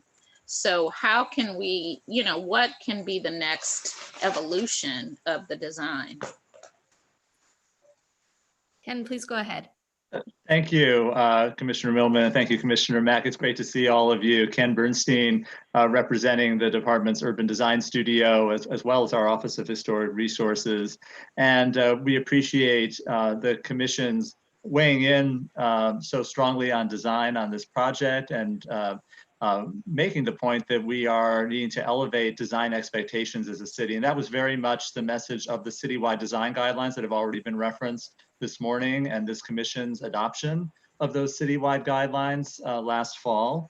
And our comments and our involvement with the Urban Design Studio in this kind of iterative design process that we've had working with the applicants has been trying to focus on how the project can better meet the intent and some of the specificity in those citywide design guidelines. And I think some of the challenges have already been referenced this morning, and would just, as to kind of frame the design question and give some structure to the discussion, as was already pointed out, one of the key questions that our studio staff raised is guideline number 5 about the project. Does it express a clear and coherent architectural idea that carries through the entire design? That is part of what we call 360-degree design in the citywide design guidelines. But a companion piece to that was also guideline 4 about organizing and shaping projects to recognize and respect surrounding context. And the context is very sensitive here, of course, with the relationship to the LA Times building, to City Hall across the street, being the gateway to Broadway, the National Register Historic District, across the street from the First and Broadway Park, and how it relates to all of those. And wanting to give greater attention to pedestrian first design as one of our 3 organizing principles in the citywide design guidelines, how this project meets the street, how it does not degrade the pedestrian experience, how design guideline 3 actively engage with streets and public space and maintain a human scale. There have been many efforts, and the Paseo that is part of this project is certainly a positive effort to do that. But again, how this project meets the street and relates to the pedestrian experience. These are some of the questions that we've discussed in our interactions thus far with the design team. I think we would ask and are happy to remain involved in further refinements to the design. We certainly would like to get the overall direction of the Commission moving forward in terms of what are the key design principles you would like to see staff further refine, and how you view some of the trade-offs with respect to some of the design guidelines that I've mentioned. Thank you. That's very helpful. Did I respond to everything I was supposed to respond to? So affordable housing has to be incorporated somehow.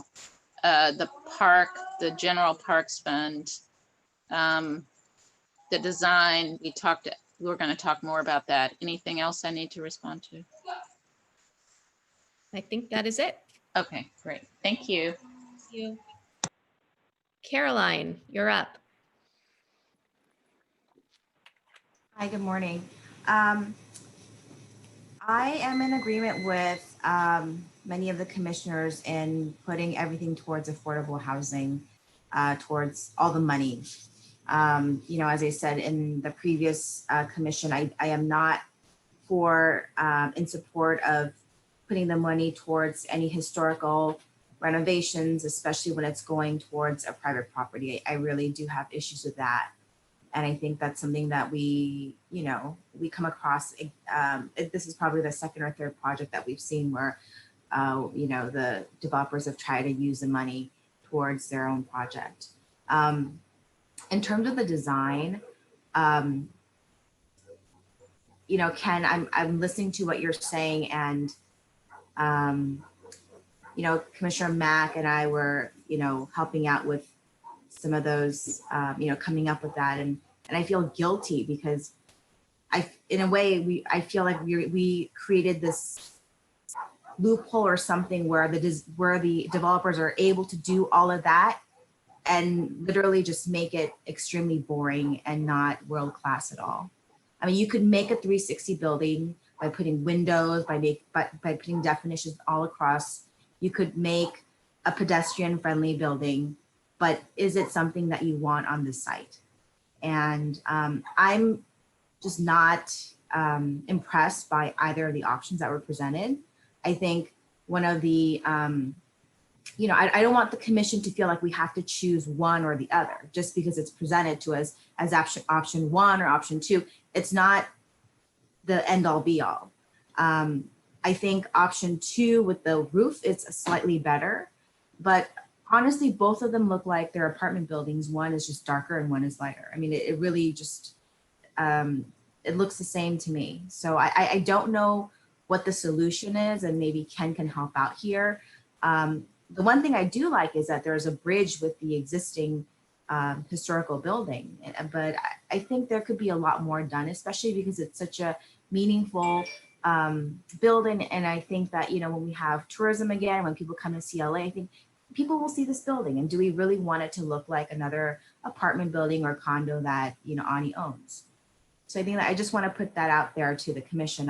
I'm not an architect, but I have eyes where I can see, what's being done in other cities across our country, what's being done in other cities across the world, and what's being done here in our city. And I feel like our commission has control over this. So I really would like for us to work on this project a little bit more. Other than that, I feel comfortable with what staff has recommended, and I would just like to put all the monies towards affordable housing. Thank you, Caroline. I'm going to go to Mark Mitchell and then to Vahid, and then I'm going to propose some language and ideas around design, and then we can continue the conversation. Thank you, President Millman. So this has been an interesting discussion so far. I want to thank the applicant and staff, for going back and collaborating on trying to move this project forward in a way that we all feel is beneficial to the city, or best serves the city, because I know this has been quite a process. And again, we've discussed this issue at length. I do just always want to go on record. I always appreciate local hire components in any of these projects. Regarding the allocation of funds, I too agree that they should be allocated towards affordable housing. But, out of all of the buckets, if you want to call them that, it can't be lost. I think they pretty much all need help, right? So between affordable housing and Pershing Square and preservation, although I do take Commissioner Cho's comments and agree with him, it's a larger issue to be discussed, but probably in that order of affordable housing, Pershing Square, and how we look at preservation. All of those buckets deserve attention. But I think given this project and the current climate in the city and what we need as a city, affordable housing would be where I would want to allocate the funds. Regarding design, yeah, I also agree with my colleagues, and this project probably isn't all the way there. Out of what we were presented, I think option 2A is, for me, the best of the options, but I do think that we need a little bit more conversation about what this project is going to look like. I think some of these issues, there's been some excellent points raised, need to be looked at from a bigger picture perspective, not just with this project. The preservation funds and how we use those being one. Affordable housing, Commissioner Lung's suggestion, for example, it's part of a larger conversation. So while we're here, I just want to kind of express my thoughts on the issues that are in front of us. I think that funds for me should go to affordable housing. I think option 2A out of what we were given is the direction. And let's see, I think that is, and as far as on-site affordable housing, I think we discussed that. There's a need, no question, but I always am sensitive about, applicants working within the rules that were presented, and then having the rules altered. Again, these are part of larger conversations that need to happen, policy conversations that need to happen. And I trust that we're on the way to having those. They come up every meeting in some form. And I think we're starting to try to tackle them, as a whole and not project by project. So that's where I'm coming from today. Thank you. Thank you, Mark. Vahid. Thank you. In terms of the design, I think I agree. I feel like there's some work that needs to be done. But I also kind of agree with David that maybe we should explore a way that if it deviates, it should come back to CPC. So there must be a balance that we have to strike. But if we can't come up with clear direction to what that design should look like, I think we're just saying that we're basically continuing the project and having it come back. And I think that's something we should avoid. That if we want to direct the director to bring it back to us, it should be significant design changes that deviates from our direction. So if we can't be clear in that direction, then I think we have to defer to staff and the design studio to really work out the details. So I want to be mindful of that. As I've said before, didn't have a problem with the original design, so I may be the last person to opine on design. In speaking of affordable housing, I agree that the funding should go from the TFAR should go to affordable housing, but I do hear what Veronica is saying about keeping the 1 million and moving it towards other parks. I think all of our parks are struggling, especially now with the COVID crisis, that there's going to be a huge funding gap. And if there's an opportunity to fund parks citywide, we should look into that. The idea of taking the $7 million for on-site affordable, there has to be a way that we can come up with it. I mean, we are talking about a major project with over 1,000 dwelling units across the street from City Hall with no on-site affordable. I don't think that's a good look for the city, not just us as a commission. I think that's something that we should really look into. I'm just not quite sure how that would work out if it's for sale units and not rental units. I'm not sure how we have oversight of the $7 million. I'd like to hear more about it. I'd like to see how we could do it.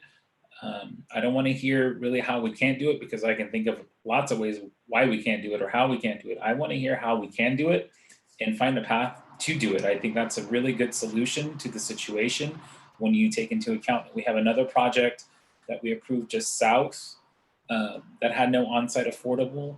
So we're talking about in the next 10, 15 years, an entire city block not having any on-site affordable that we approved. And I personally don't feel comfortable with that. So I think if we can find a way, let's find a way to include it by using the TFAR allocation. Thank you. Thank you, Vahid. Okay, so here is where I stand. I think that I would be comfortable allocating 92% of our direct benefits to the Affordable Housing Trust Fund, keeping 8% for the General Parks Fund. I don't know that we could today get very specific about how many units would be provided on site if some or all of that affordable money TFAR payment was reallocated back into the project. I do think that in a motion, we could ask staff and the applicant to explore that possibility and provide Plum with a proposal of how to do that. As far as the design goes, I got a little bit of help from staff and want to read the following language into the record for us to consider. So, design. In coordination with major project staff and the urban design studio, the applicant shall redesign the project with the following design considerations. 1, the proposed tower should be unique and iconic with design elements that recognize but are distinct from the adjoining LA Times building. And I would also add and comply with guideline 5 of the citywide design guidelines. 2, the roof line should add creative flair to the city's skyline, deviating from the flat roof line common in downtown Los Angeles, while taking notes from the adjoining structures in the Civic Center area. And 3, the podium should be designed to enhance the pedestrian level experience, generous in the provision of transparency, quality of materials, amenities, and landscaping. So I really think that that language would be important for us to include in a determination that we make today. As far as process goes, we could go one of 2 ways.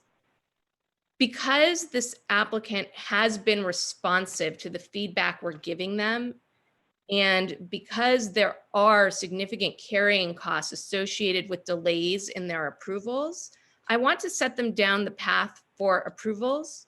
But if the feeling from the commission is that at the direction of Urban Design Studio and director sign off is not adequate, perhaps then we can leverage our subcommittee of this commission, our design subcommittee that worked on the podium. I believe that was Helen and Karen and Caroline and Dana. Am I correct? To give final sign off on that design before it goes to Vince. So that way we are able to, as a commission, even though it is a subcommittee of the commission, to weigh in and guide the design as it moves forward. My fear is that if we keep bringing it back, it slows it down, and it allows us to be a little bit more nimble to use the subcommittee rather than the whole commission, while allowing us to exercise our muscle as a decision maker within the city. David, I see your hand up, so I'm going to ask you to respond. I think that's excellent. I think you've divided the baby beautifully. I don't ever want to be adding unnecessary layers that hold back economic development and jobs and local hire and greatness. And I think I trust my colleagues to exercise the authority of the commission and flag it for us, should it be just something that doesn't meet the consensus of this group, which I think they've heard loud and clear, as has staff. So I think that's an excellent suggestion to move this project forward and not be a body that inhibits economic development in our city. Great. So I'm going to take a stab at a motion and see where we go with that motion. And oh, Dale, I see your hand is raised.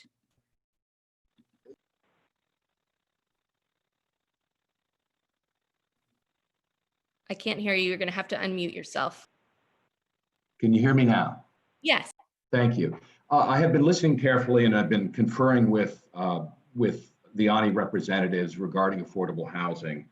And I don't want to, risk, reopening anything. I understand there's a desire to allocate most, if not all, of the direct payment to affordable housing. I think that's good.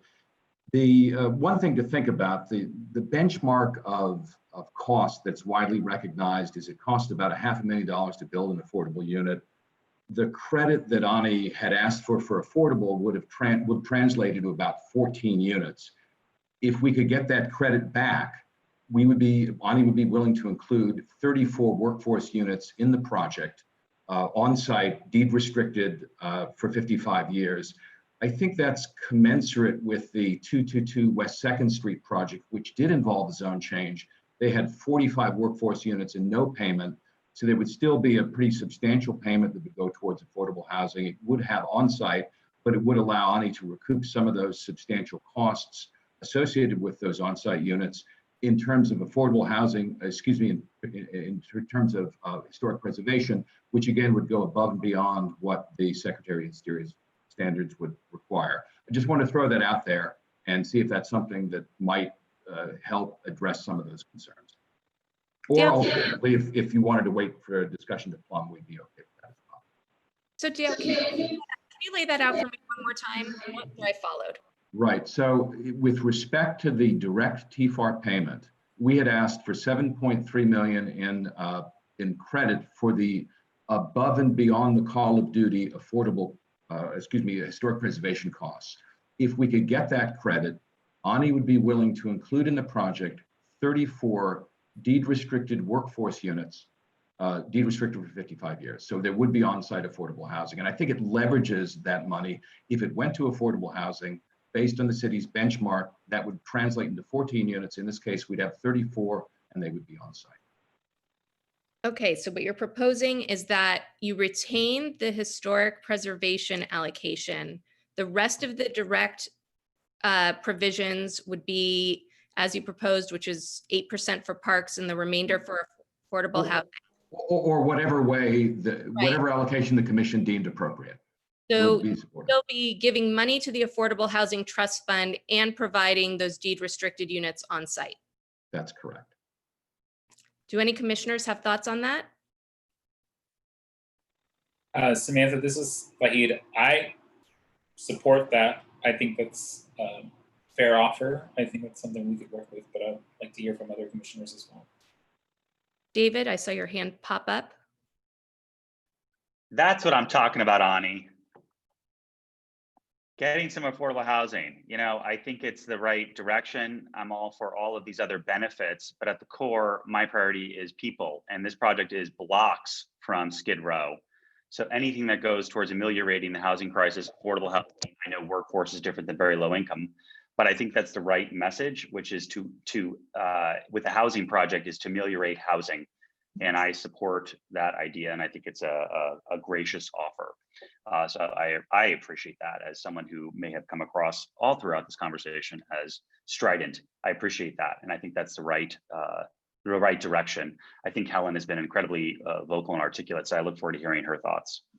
Helen, go ahead.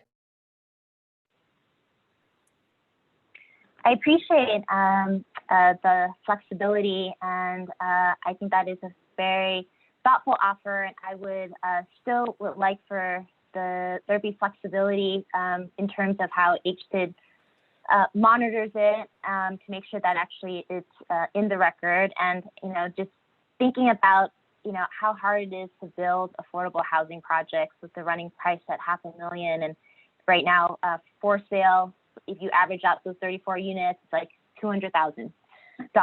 And so I think in some ways that actually is more helpful than even a soft second, which HTID actually caps at either 60,000 or 90,000 per unit. And I'm sure you did the back of the envelope math really quickly, and it seems very fair and very generous. And it also makes a statement that projects like this are, to Commissioner Mack's perspective, not just about the affordability, but it's about building community. It's like reflecting what we want in our society. So I hope that more projects will kind of be in that spirit, and we really appreciate the applicant hearing what we have to say, hearing where we are as a city and what type of society we want to build. And I hope that as this project continues, all those elements, in addition to the units, but the design kind of continues to reflect that spirit. Thank you, Helen. And the last hand up I see is from Caroline.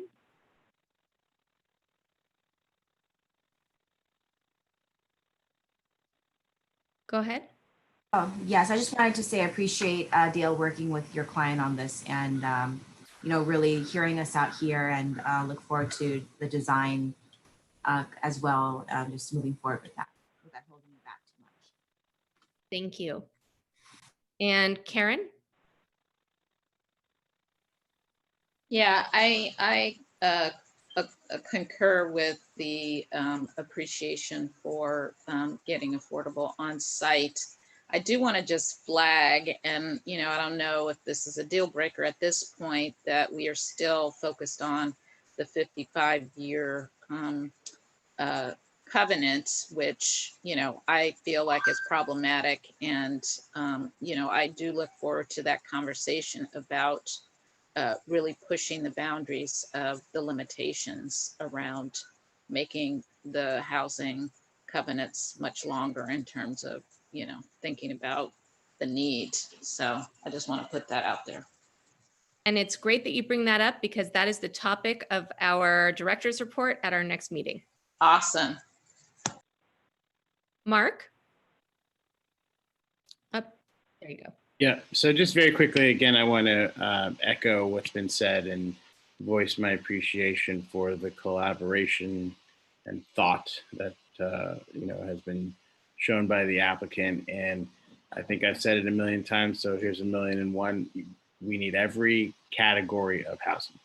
We need every category of housing that will help people stay in Los Angeles, who are in the workforce, who are currently homeless. It is all over the map and socioeconomic levels of people who need help to have housing to stay in Los Angeles. And so this is, a great gesture and step in that direction. So thank you. Thanks, Mark. Veronica? Hi, thank you. Yeah, I just also wanted to support the direction that the developer has just proposed. I feel like he's really listening and taking into consideration everything we're saying. So thank you for that. And Samantha, also thank you for including the 8% for the general parks department. I am really, really concerned about our parks having the proper funding always, but especially in this time. So just wanted to sneak that in there, and thank you for putting that in your motion. Thank you. So I am going to take a stab at this motion. I am going to move staff's recommended actions with the following modifications. The 8% TFAR allocation that was going to go to Pershing Square should now be directed to the General Parks Fund. And the language that I read into the record regarding design shall be incorporated as a condition of approval, including the approval by our design subcommittee of the design before it goes to Vince for final sign off. And of course, the inclusion of the 30 workforce units to be monitored by HCID and that they will remain affordable for a period of 55 years. And just to clarify, President Millman, that was 34 units of workforce. Right. Do not want to give up any of those units. Thank you for that clarification. Just to clarify too, I think we would typically refer to those as middle income. I'd have to look at our housing if we have any staff on that, because it's that's usually the term we use. Mm-hmm. I believe it's relatively the same category. Great. Kevin Keller, that's correct. They're the same category. Yeah. Okay. But we refer to particular word choice because everyone works in different income levels. So we prefer to use just term middle income for that. Great. So I see 3 hands raised, and I'm not sure if that was to second or if there are friendly amendments. So all 3 of you should be unmuted. And if it was a friendly amendment, please give it at this time. Samantha, this is Dana. Dana, were you going to say the parking would be? Yeah, the parking needs to be noted that they have will remove the 80 overpark spaces. The other comment is I wanted to clarify, make sure I understand. I think we had 2 design subcommittees. We had the podium committee or above ground parking subcommittee, and then there was the design guideline subcommittee. So I wasn't sure which one you were referring to because I think you blended some of the members. I may have done that. My intent was for it to be the design guidelines sub. Okay. Yeah, so that's a different one. Sorry about that. I'll second the motion. Then I'm not on the subcommittee, but I will second that motion. Before we have a first and a second, I just want to make sure Veronica and David didn't have friendly amendments before we move forward. I was going to second it, but it's okay. Great. Cecilia, we have a first and a second. Wait, can I wasn't going to second it. I have a comment. Sorry. And I don't know that we've expressed our desire between the top hat and the pyramid. And I don't know that that's your intent, Commission President. But I do think if we could provide direction, there seems to be a consensus that the triangle is worth more exploring than the top hat seemed to be the conversation, but perhaps we delegate that ultimately to the subcommittee. But I just think we should take a clear position so the applicant is not left wondering. I think that the direction was that the roof line should add creative flair to the city skyline, deviating from the flat roof line common from downtown LA. So, which prohibits the top hat, which is, I guess, my point. So the general more direction towards the triangle, but I think you're exactly right. And I will third that motion. Okay, we have a first, a second, and an unofficial third. Cecilia, will you please call for the vote? Cecilia Lamas for the record. Commissioner Millman? Yes. Commissioner Perlman? Yes. Commissioner Ambrose? Yes. Commissioner Cho? Yes. Commissioner Learn, Yes. Commissioner Mack, Yes. Commissioner Mitchell, Yes. Commissioner Padilla-Campos, Yes. Commissioner Corsan, Yes. and the motion carries. Thank you. Okay, item number 7 is case number CPC 2020-2768 DB SIP. The project is located at 7022 through 7026 South Broadway and various addresses within Council District 9. Cecilia, I believe we have day of submissions. Is that correct? Cecilia Lamas for the record. Commissioners, we do have day of submissions for this item. I would direct you all to the CPC shared drive. For members of the public, compliant day of submissions can be viewed in the shared drive by clicking on the link located at the top of the first page of the agenda. Thank you. Thank you. At this time, we're going to hear from City Planning Staff, Connie Chow. Connie, please go ahead and take as much time as you need. Okay, thank you, Commissioners. Can you hear me? Yes, thank you. Okay, great. Let me pull up staff presentation on my screen and share that. Can you see my screen? Yes, we can. Okay, great. Good morning, Commissioners. Connie Chow from the Planning Department. For members of the public who would like to follow along on staff presentation, you can access it from the link at the top of the agenda. This is the supportive housing project located at 7022 Broadway in Southeast LA. Moving on to slide 2 of the presentation, as mentioned, this is a density bonus and streamlined infill project under Senate Bill 35, located at 7022 Broadway in Southeast LA. The project is a 100% affordable supportive housing project with 52 dwelling units, including 51 low-income units, as shown here on slide 3. The building will be 6 stories and approximately 71 feet in height, with a maximum floor area ratio of 3.5 to 1 with 8 parking spaces. Slide 4. As mentioned, the project requests to utilize Senate Bill 35 under California Government Code Section 65913.4 for streamlined ministerial approval, which is intended to facilitate and expedite the construction of housing. Eligible projects meeting certain affordability, locational, zoning, and labor requirements are considered by the state to be ministerial, are required to be reviewed within 90 days, have 0 residential parking requirements, and are exempt from the California Environmental Quality Act, or CEQA. Slide 5. The project also requests to utilize Assembly Bill 1763, which updated density bonus state law in January of this year, to require local agencies to grant additional allowances for eligible affordable housing projects, including an 80% density bonus, a 33-foot height increase, and 4 additional incentives. Slide 6. The site is located in Southeast LA at the corner of Broadway and 71st Street. The site is located within a transit priority area, as it is within 500 feet of the Metro 111 and 7045 bus lines at Broadway and Florence. Slide 7. The site is designated for neighborhood commercial land uses in a zone C2 1ZL CPIO for the Southeast LA Community Plan Implementation Overlay District. Properties to the east are zoned R2-1 and separated by an alley. Slide 8. The site is improved with an automotive repair shop and accessory structures, which will be demolished. Surrounding properties are improved with a combination of commercial, automotive, multifamily, and motel uses. And the street view image here on slide 9 shows the existing automotive uses on site. Slide 10. The project will provide supportive services for project residents, including a community room and conference room at the ground floor. The primary building entrance is located along Broadway, as identified with the blue arrow on the screen, and the project proposes 8 parking spaces that are accessed from the alley at the right-hand side of the screen. Moving on to slide 11, supportive services are proposed along upper floors. For instance, this typical floor plan for level 2 shows community rooms, case manager offices, and amenity rooms for project residents. Slide 12.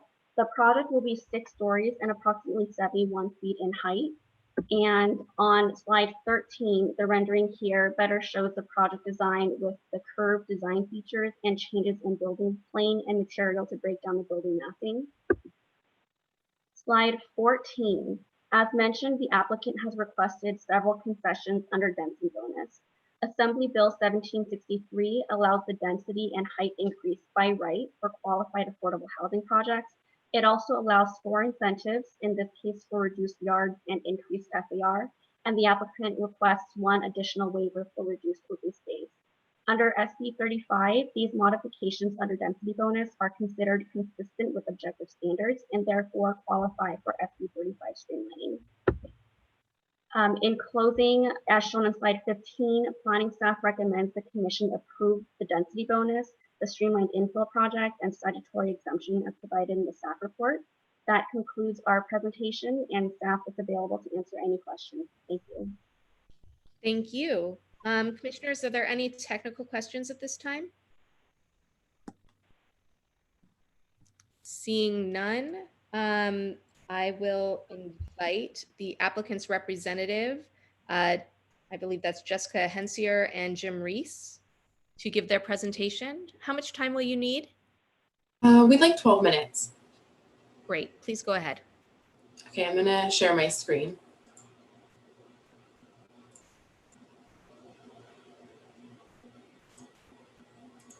Can you guys see my screen? I cannot. Okay, hold on.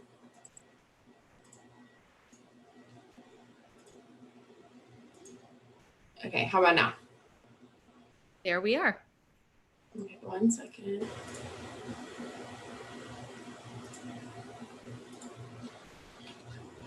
Okay, is that showing kind of the wrong version now? I see the main slide and then the next slide on the right. Okay, hold on.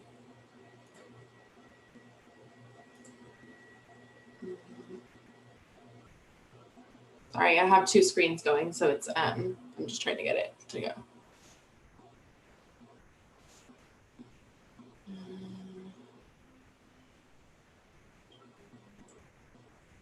Is this acceptable to you guys if you can see the other slides on the right? Yes, that's fine. Please go ahead. Okay. Thank you, commissioners and Connie, for your presentation. My name is Jessica Hensier from Craig Lawson and Company, and I'm representing the Weingart Center Association for the 7024 South Broadway project. I do want to turn it over to Ben Rosen for the presentation. Before I do that, just want to let you know that our entire team is here to answer any questions you may have that come after this presentation. And we'd also like a chance to respond to public comment. Can you unmute Ben Rosen?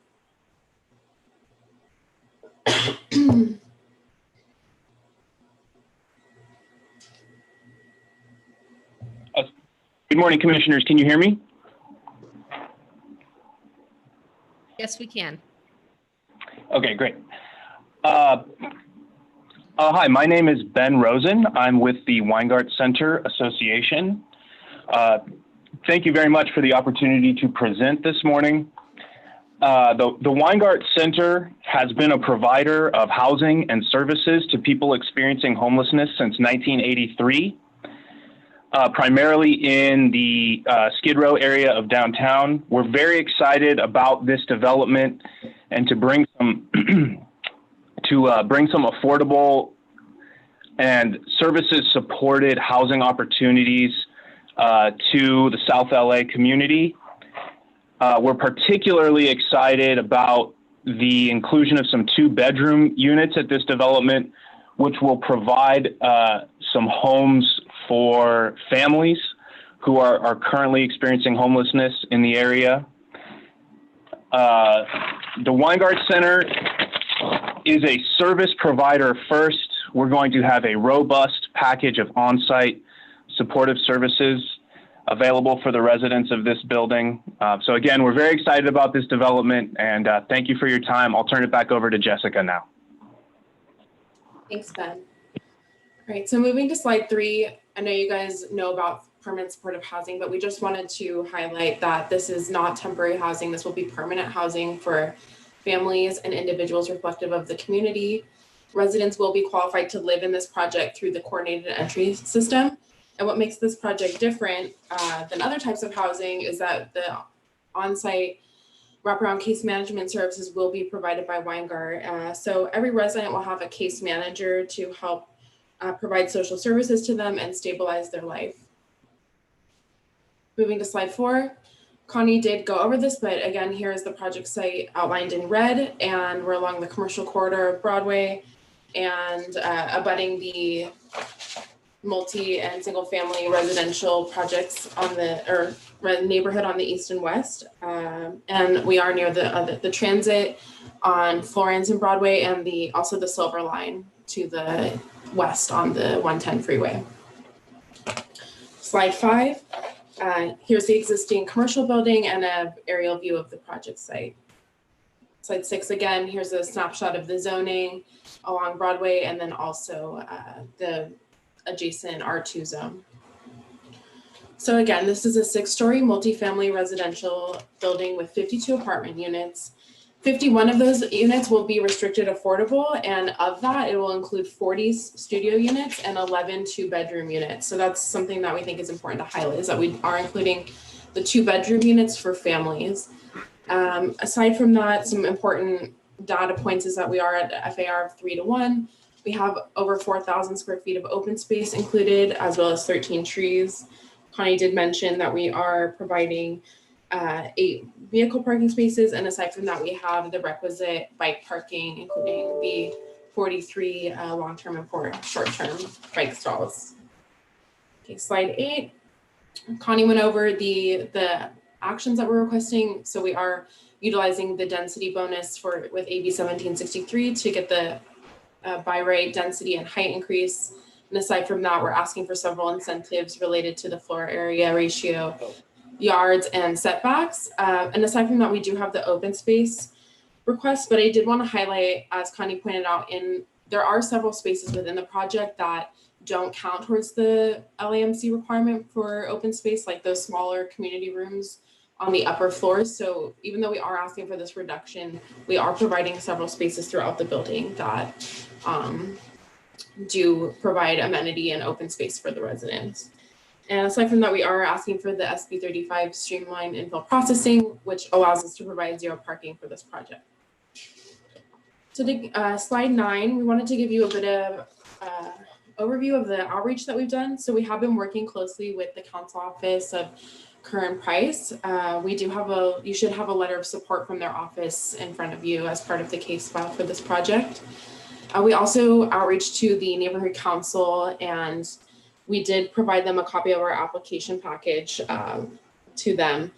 And as you know, for this hearing, we did send out the 500-foot mailing for the hearing notice in coordination with the city, and we haven't heard back from any neighbors, but we did get a letter from LAUSD asking us to coordinate with them on the pedestrian and bus routes to school during construction. So we have corresponded with them, not only the LAUSD representative, but also the principal of the nearby school. So we are going to be working with them to make sure the safe routes to school are in place.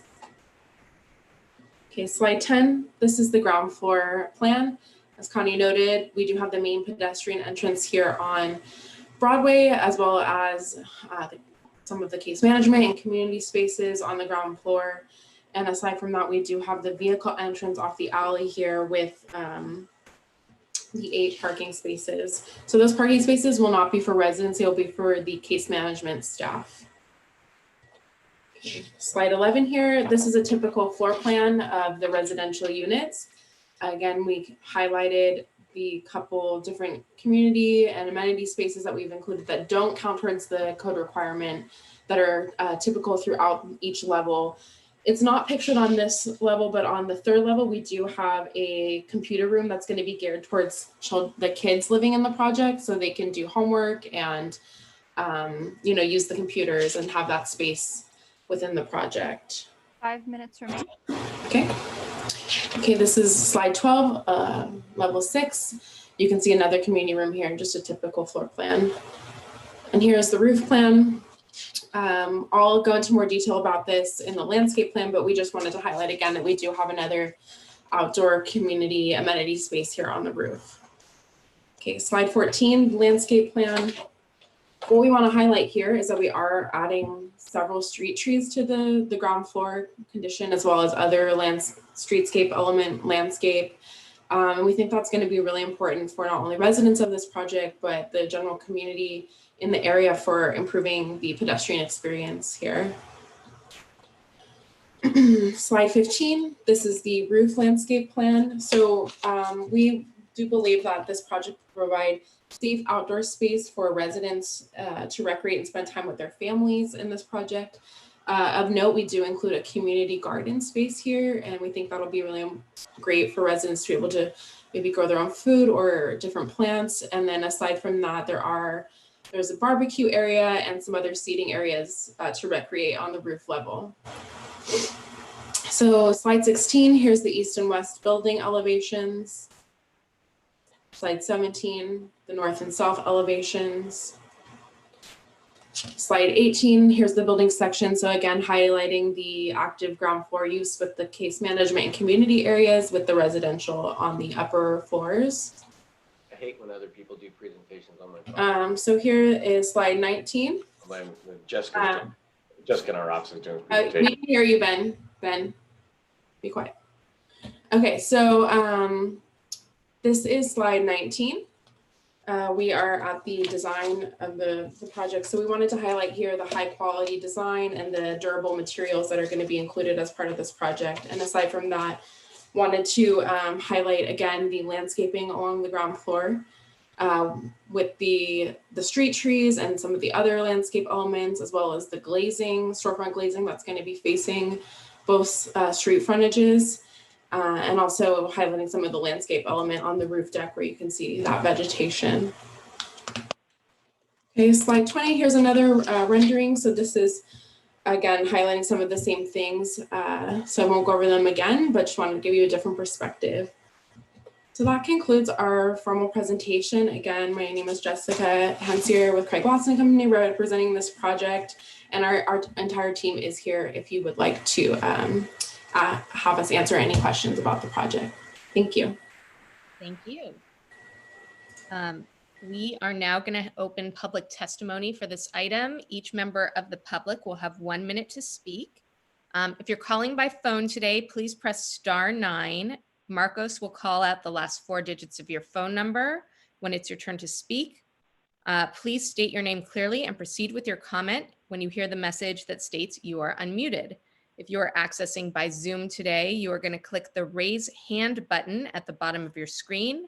Marcos will call out your first name when it is your turn to speak, and you will see a prompt on your screen that says the host would like you to unmute yourself, and you can begin speaking at that time. Marcos, please go ahead and call the public comments. Thank you, Madam President. Marcos Godoy for the record.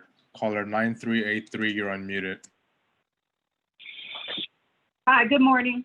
This is Trina Traylor again, and I'm a member of the Los Angeles Black Force and a longtime resident of the city. I would like to express my wholehearted support of the 7024 Broadway project, which will be located in Council District 9. The 7024 Broadway project will provide 52 units of much-needed affordable housing with supportive services, and importantly, include units set aside for families. In Council District 9, there are currently over 4,000 people experiencing homelessness, including many families who are homeless. I, Trina Traylor, fully support the 7024 Broadway project, and I urge you and your fellow commissioners to also support this project. Thank you. Thank you. Caller 9038, you're unmuted.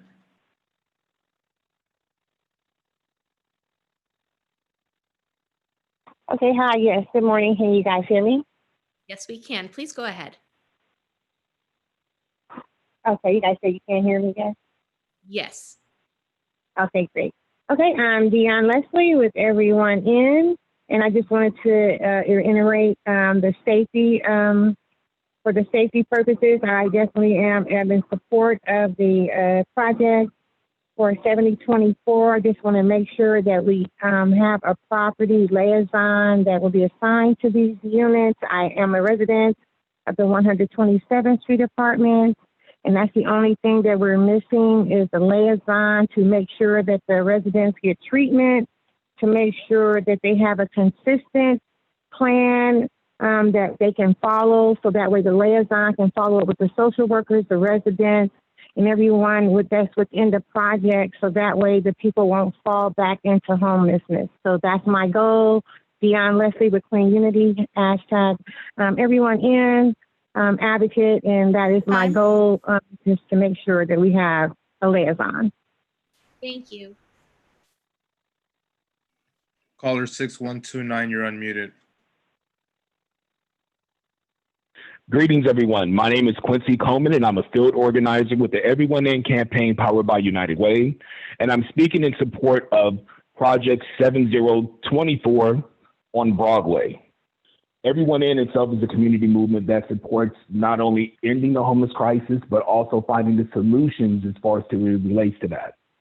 So in terms of what's going on right now, we need to be able to not only fully functionally support the Weingart project, but we also want to be able to make sure that the commission takes as much consideration as possible to support this as well.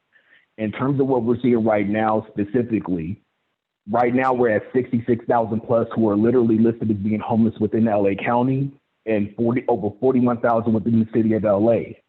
So where this project is being proposed within South Central, about approximately a 35% increase of those who are experiencing homelessness within the surrounding area of South Central is literally at that right now.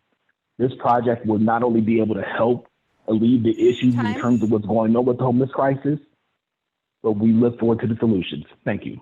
Thank you. Caller Alma, you're unmuted.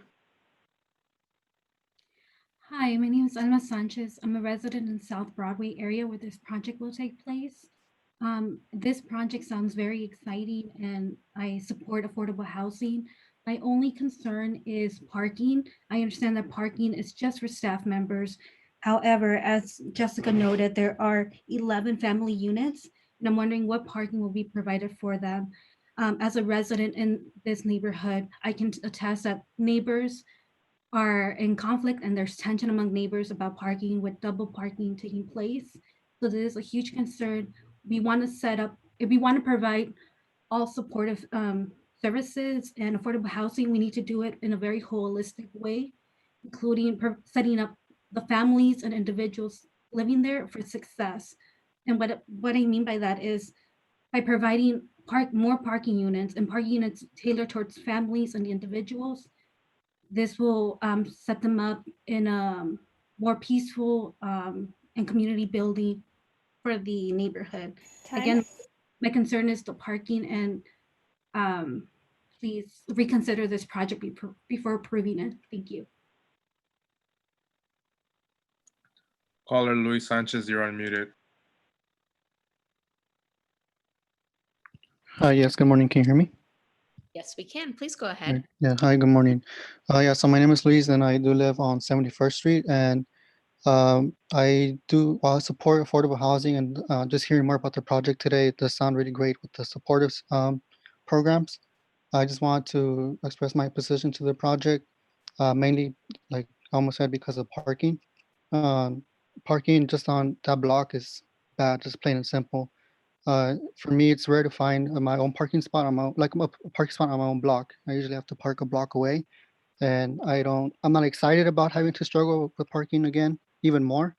And it doesn't help that the furniture store across the street has up to like 15 cars on 71st and more on Broadway. And with construction, I only imagine it to get worse. I mean, imagine they're going to close off sidewalks. I mean, they can answer that later. And I think with the 8 parking spots only being designated for staff, I think that's only going to make it worse for the current residents and for future residents. Thank you. Thank you. Caller Gabriela Solarzano, you're unmuted.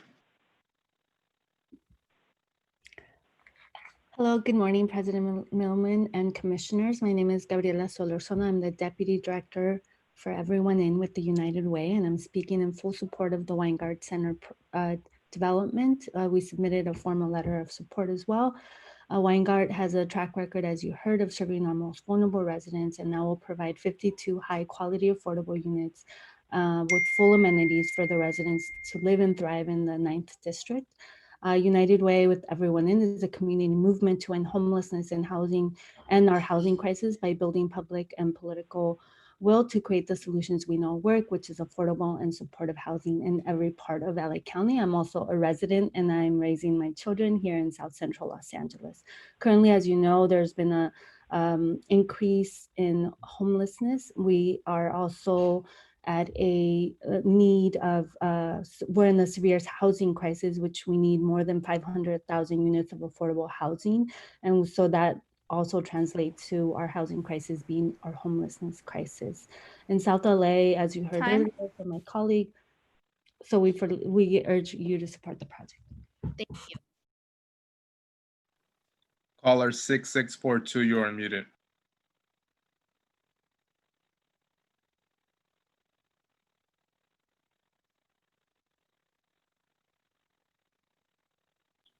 Caller 6642, you're unmuted.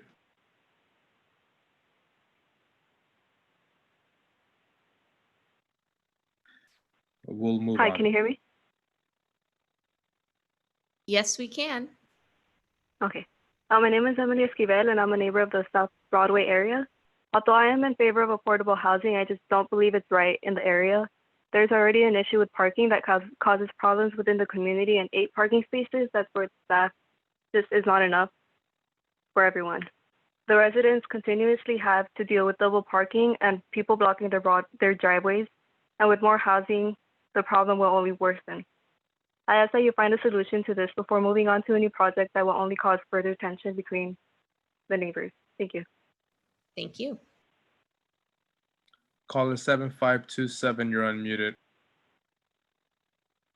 Hi, everybody. My name is Nina Womack Moody with my organization is Let's Be Whole. We provide food security to the homeless and underserved communities of color.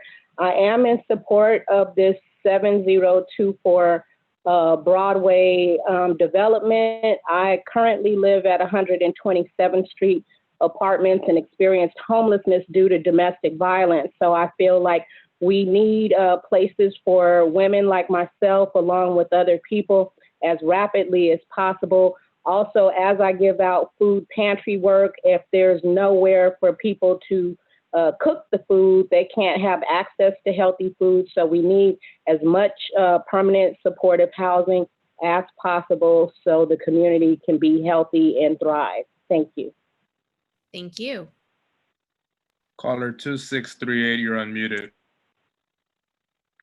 Hi, my name is Marita Ramirez, and I'm a resident from 71st Street, South LA. While I'm for affordable housing, I would also like to acknowledge that, there's a problem with parking. 8 spaces is not enough, and there's a lot of tension with the community and neighbors, and I could only imagine that it's gonna be worse from there.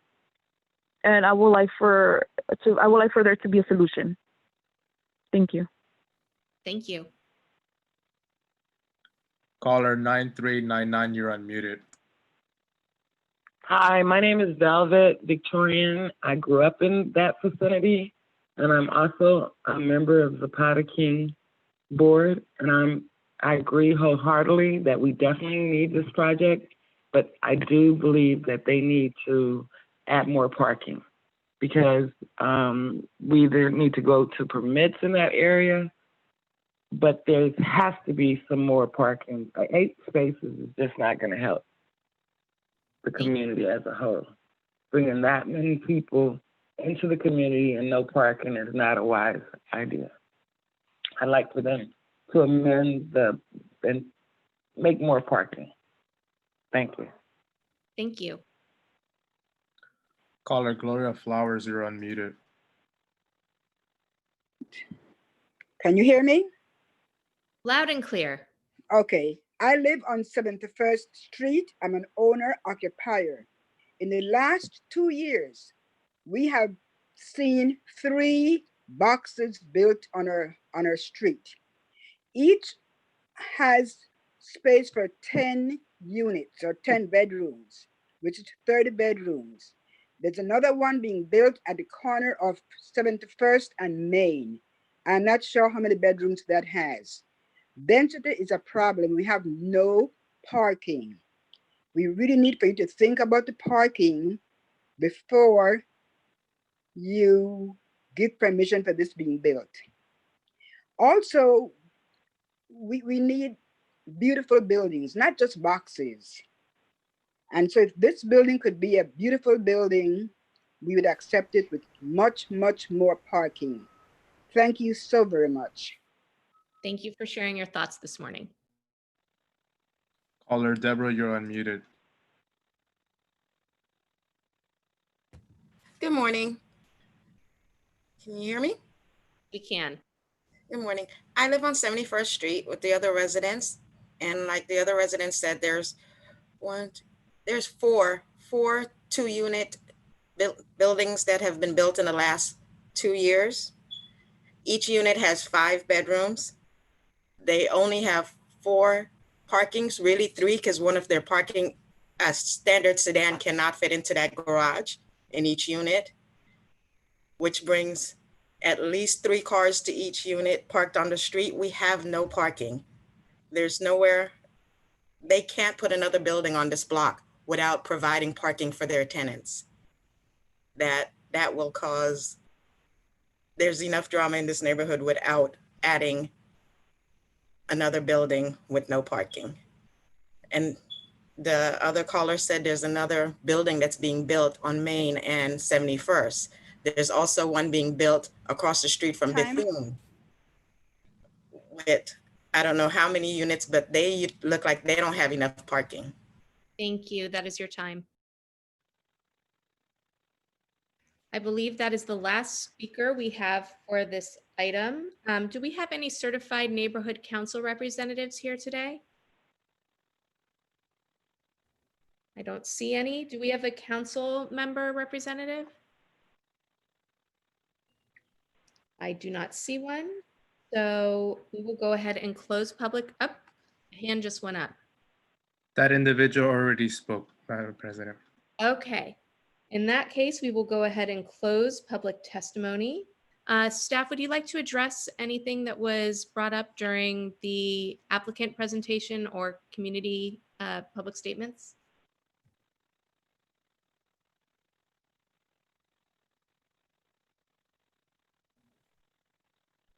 I will take that as a no. Okay, at this time, we will begin commissioner deliberation. Commissioners, if you would like to speak, please go raise your hand. David, up. Was someone else going to speak? Okay, David, please go ahead.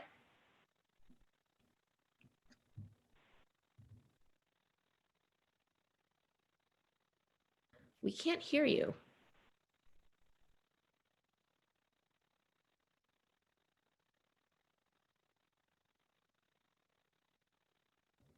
No.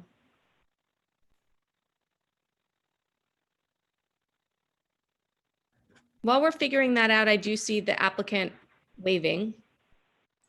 Hi, this is Jessica again. We wanted to just respond to a couple of the items that were brought up in the public comment.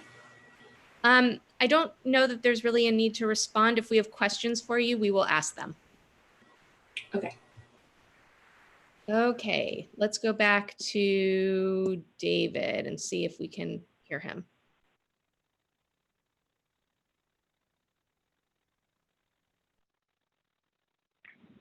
Okay.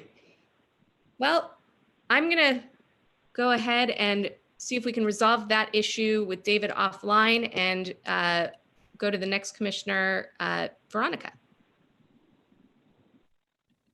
Hi, I actually just had some comments about the building before I get into any of the other details.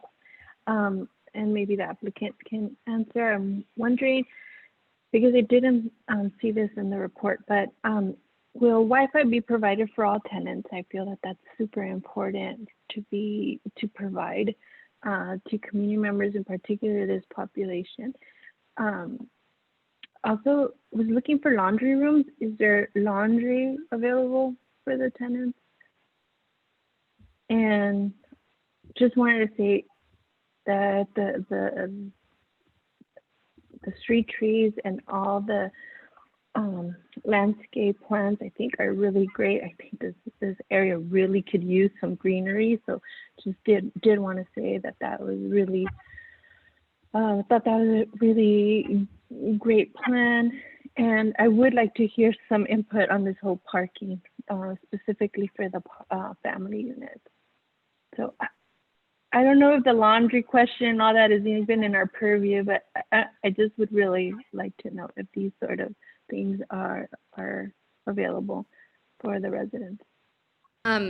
Those are good questions, and I'd like answers. And with regard to parking, if you could speak to what is required by code under versus what they're requiring, that would be appreciated too. Thank you. Sure, this is Connie Chow from Planning. I apologize for the delay. I had a technical issue with my mic. With regards to parking, I just want to remind commissioners that this project is qualifying under state law as a streamlined infill project under Senate Bill 35. And that state law says that for a qualified project within 1/2 mile of public transit, that the local agency shall not impose parking requirements for the project. So for this specific project, there are 0 residential parking spaces required under state law. And we shall not require them, meaning we are prohibited from requiring parking. That's correct. Connie Chow again from Planning. If I could just quote, the state bill says, quote, "It shall not impose parking standards for a streamlined development that was approved pursuant to this section," end quote. And that's again for projects within 1/2 mile of public transit. And then if the applicant could answer the questions regarding the Wi-Fi. Sure. So regarding laundry, there is laundry on site for residents. And then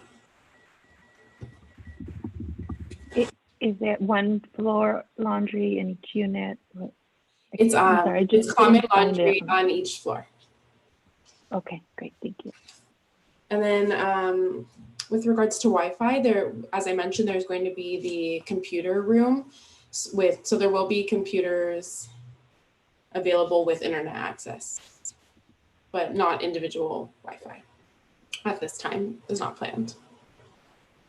And then just one more note on the parking is that the people that will be living in this project are going to be extremely low income, formerly homeless individuals. So and aside from that, they will be qualified through the coordinated entry system. So as part of that qualification process, individuals and families that have cars would not be considered a good match for this project because of the 0 parking provided. Thank you. Thank you. Okay, next we will go to Dana Perlman.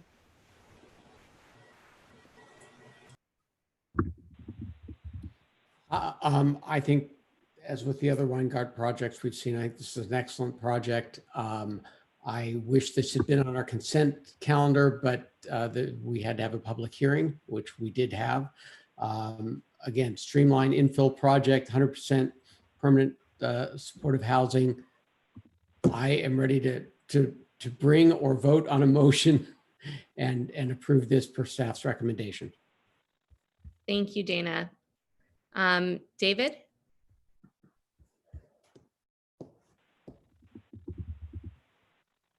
Can you hear me okay? We sure can. Hallelujah. Oh, great. Thank you, Zoom. So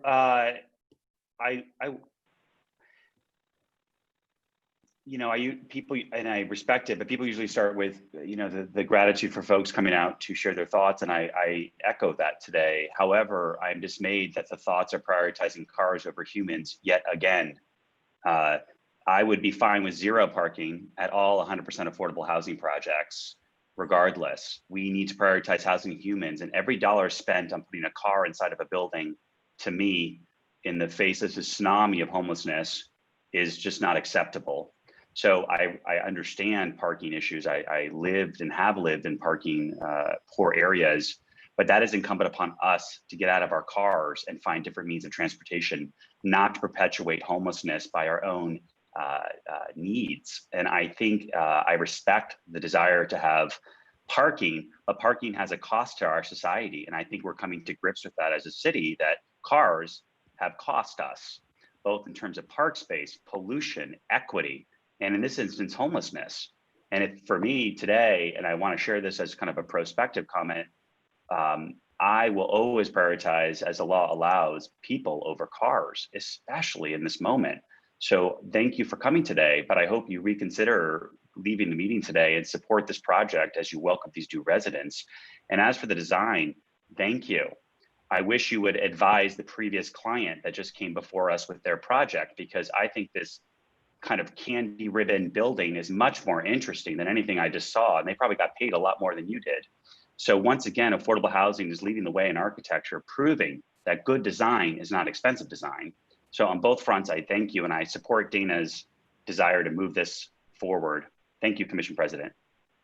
Thank you. I don't see any more raised hands. Vahid, did you want to weigh in? No, everything I would say has already been said. Thank you. Great. Karen, I see that your hand is up. I agree in terms of the project. It's awesome. And I agree with my colleague, Commissioner Ambrose, in terms of the need to prioritize parking. I mean, humans over parking, but I also want to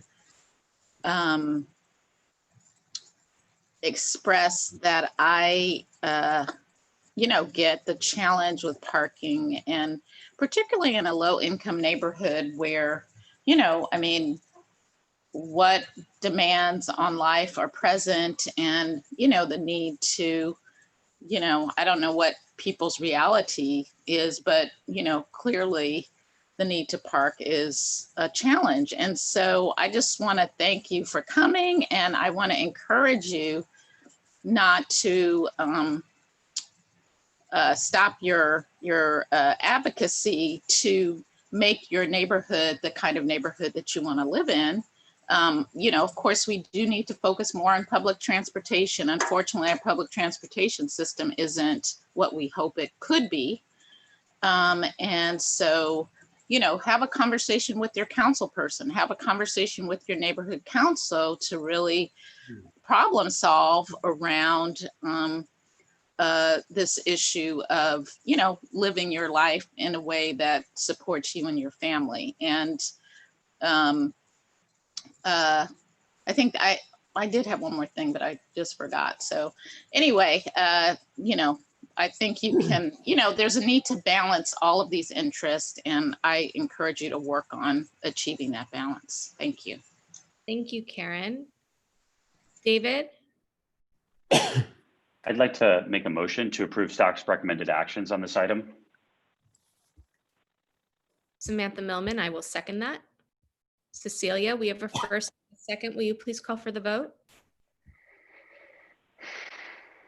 Cecilia Lamas for the record. Commissioner Ambrose? Yes. Commissioner Millman? Yes. Joe? Yes.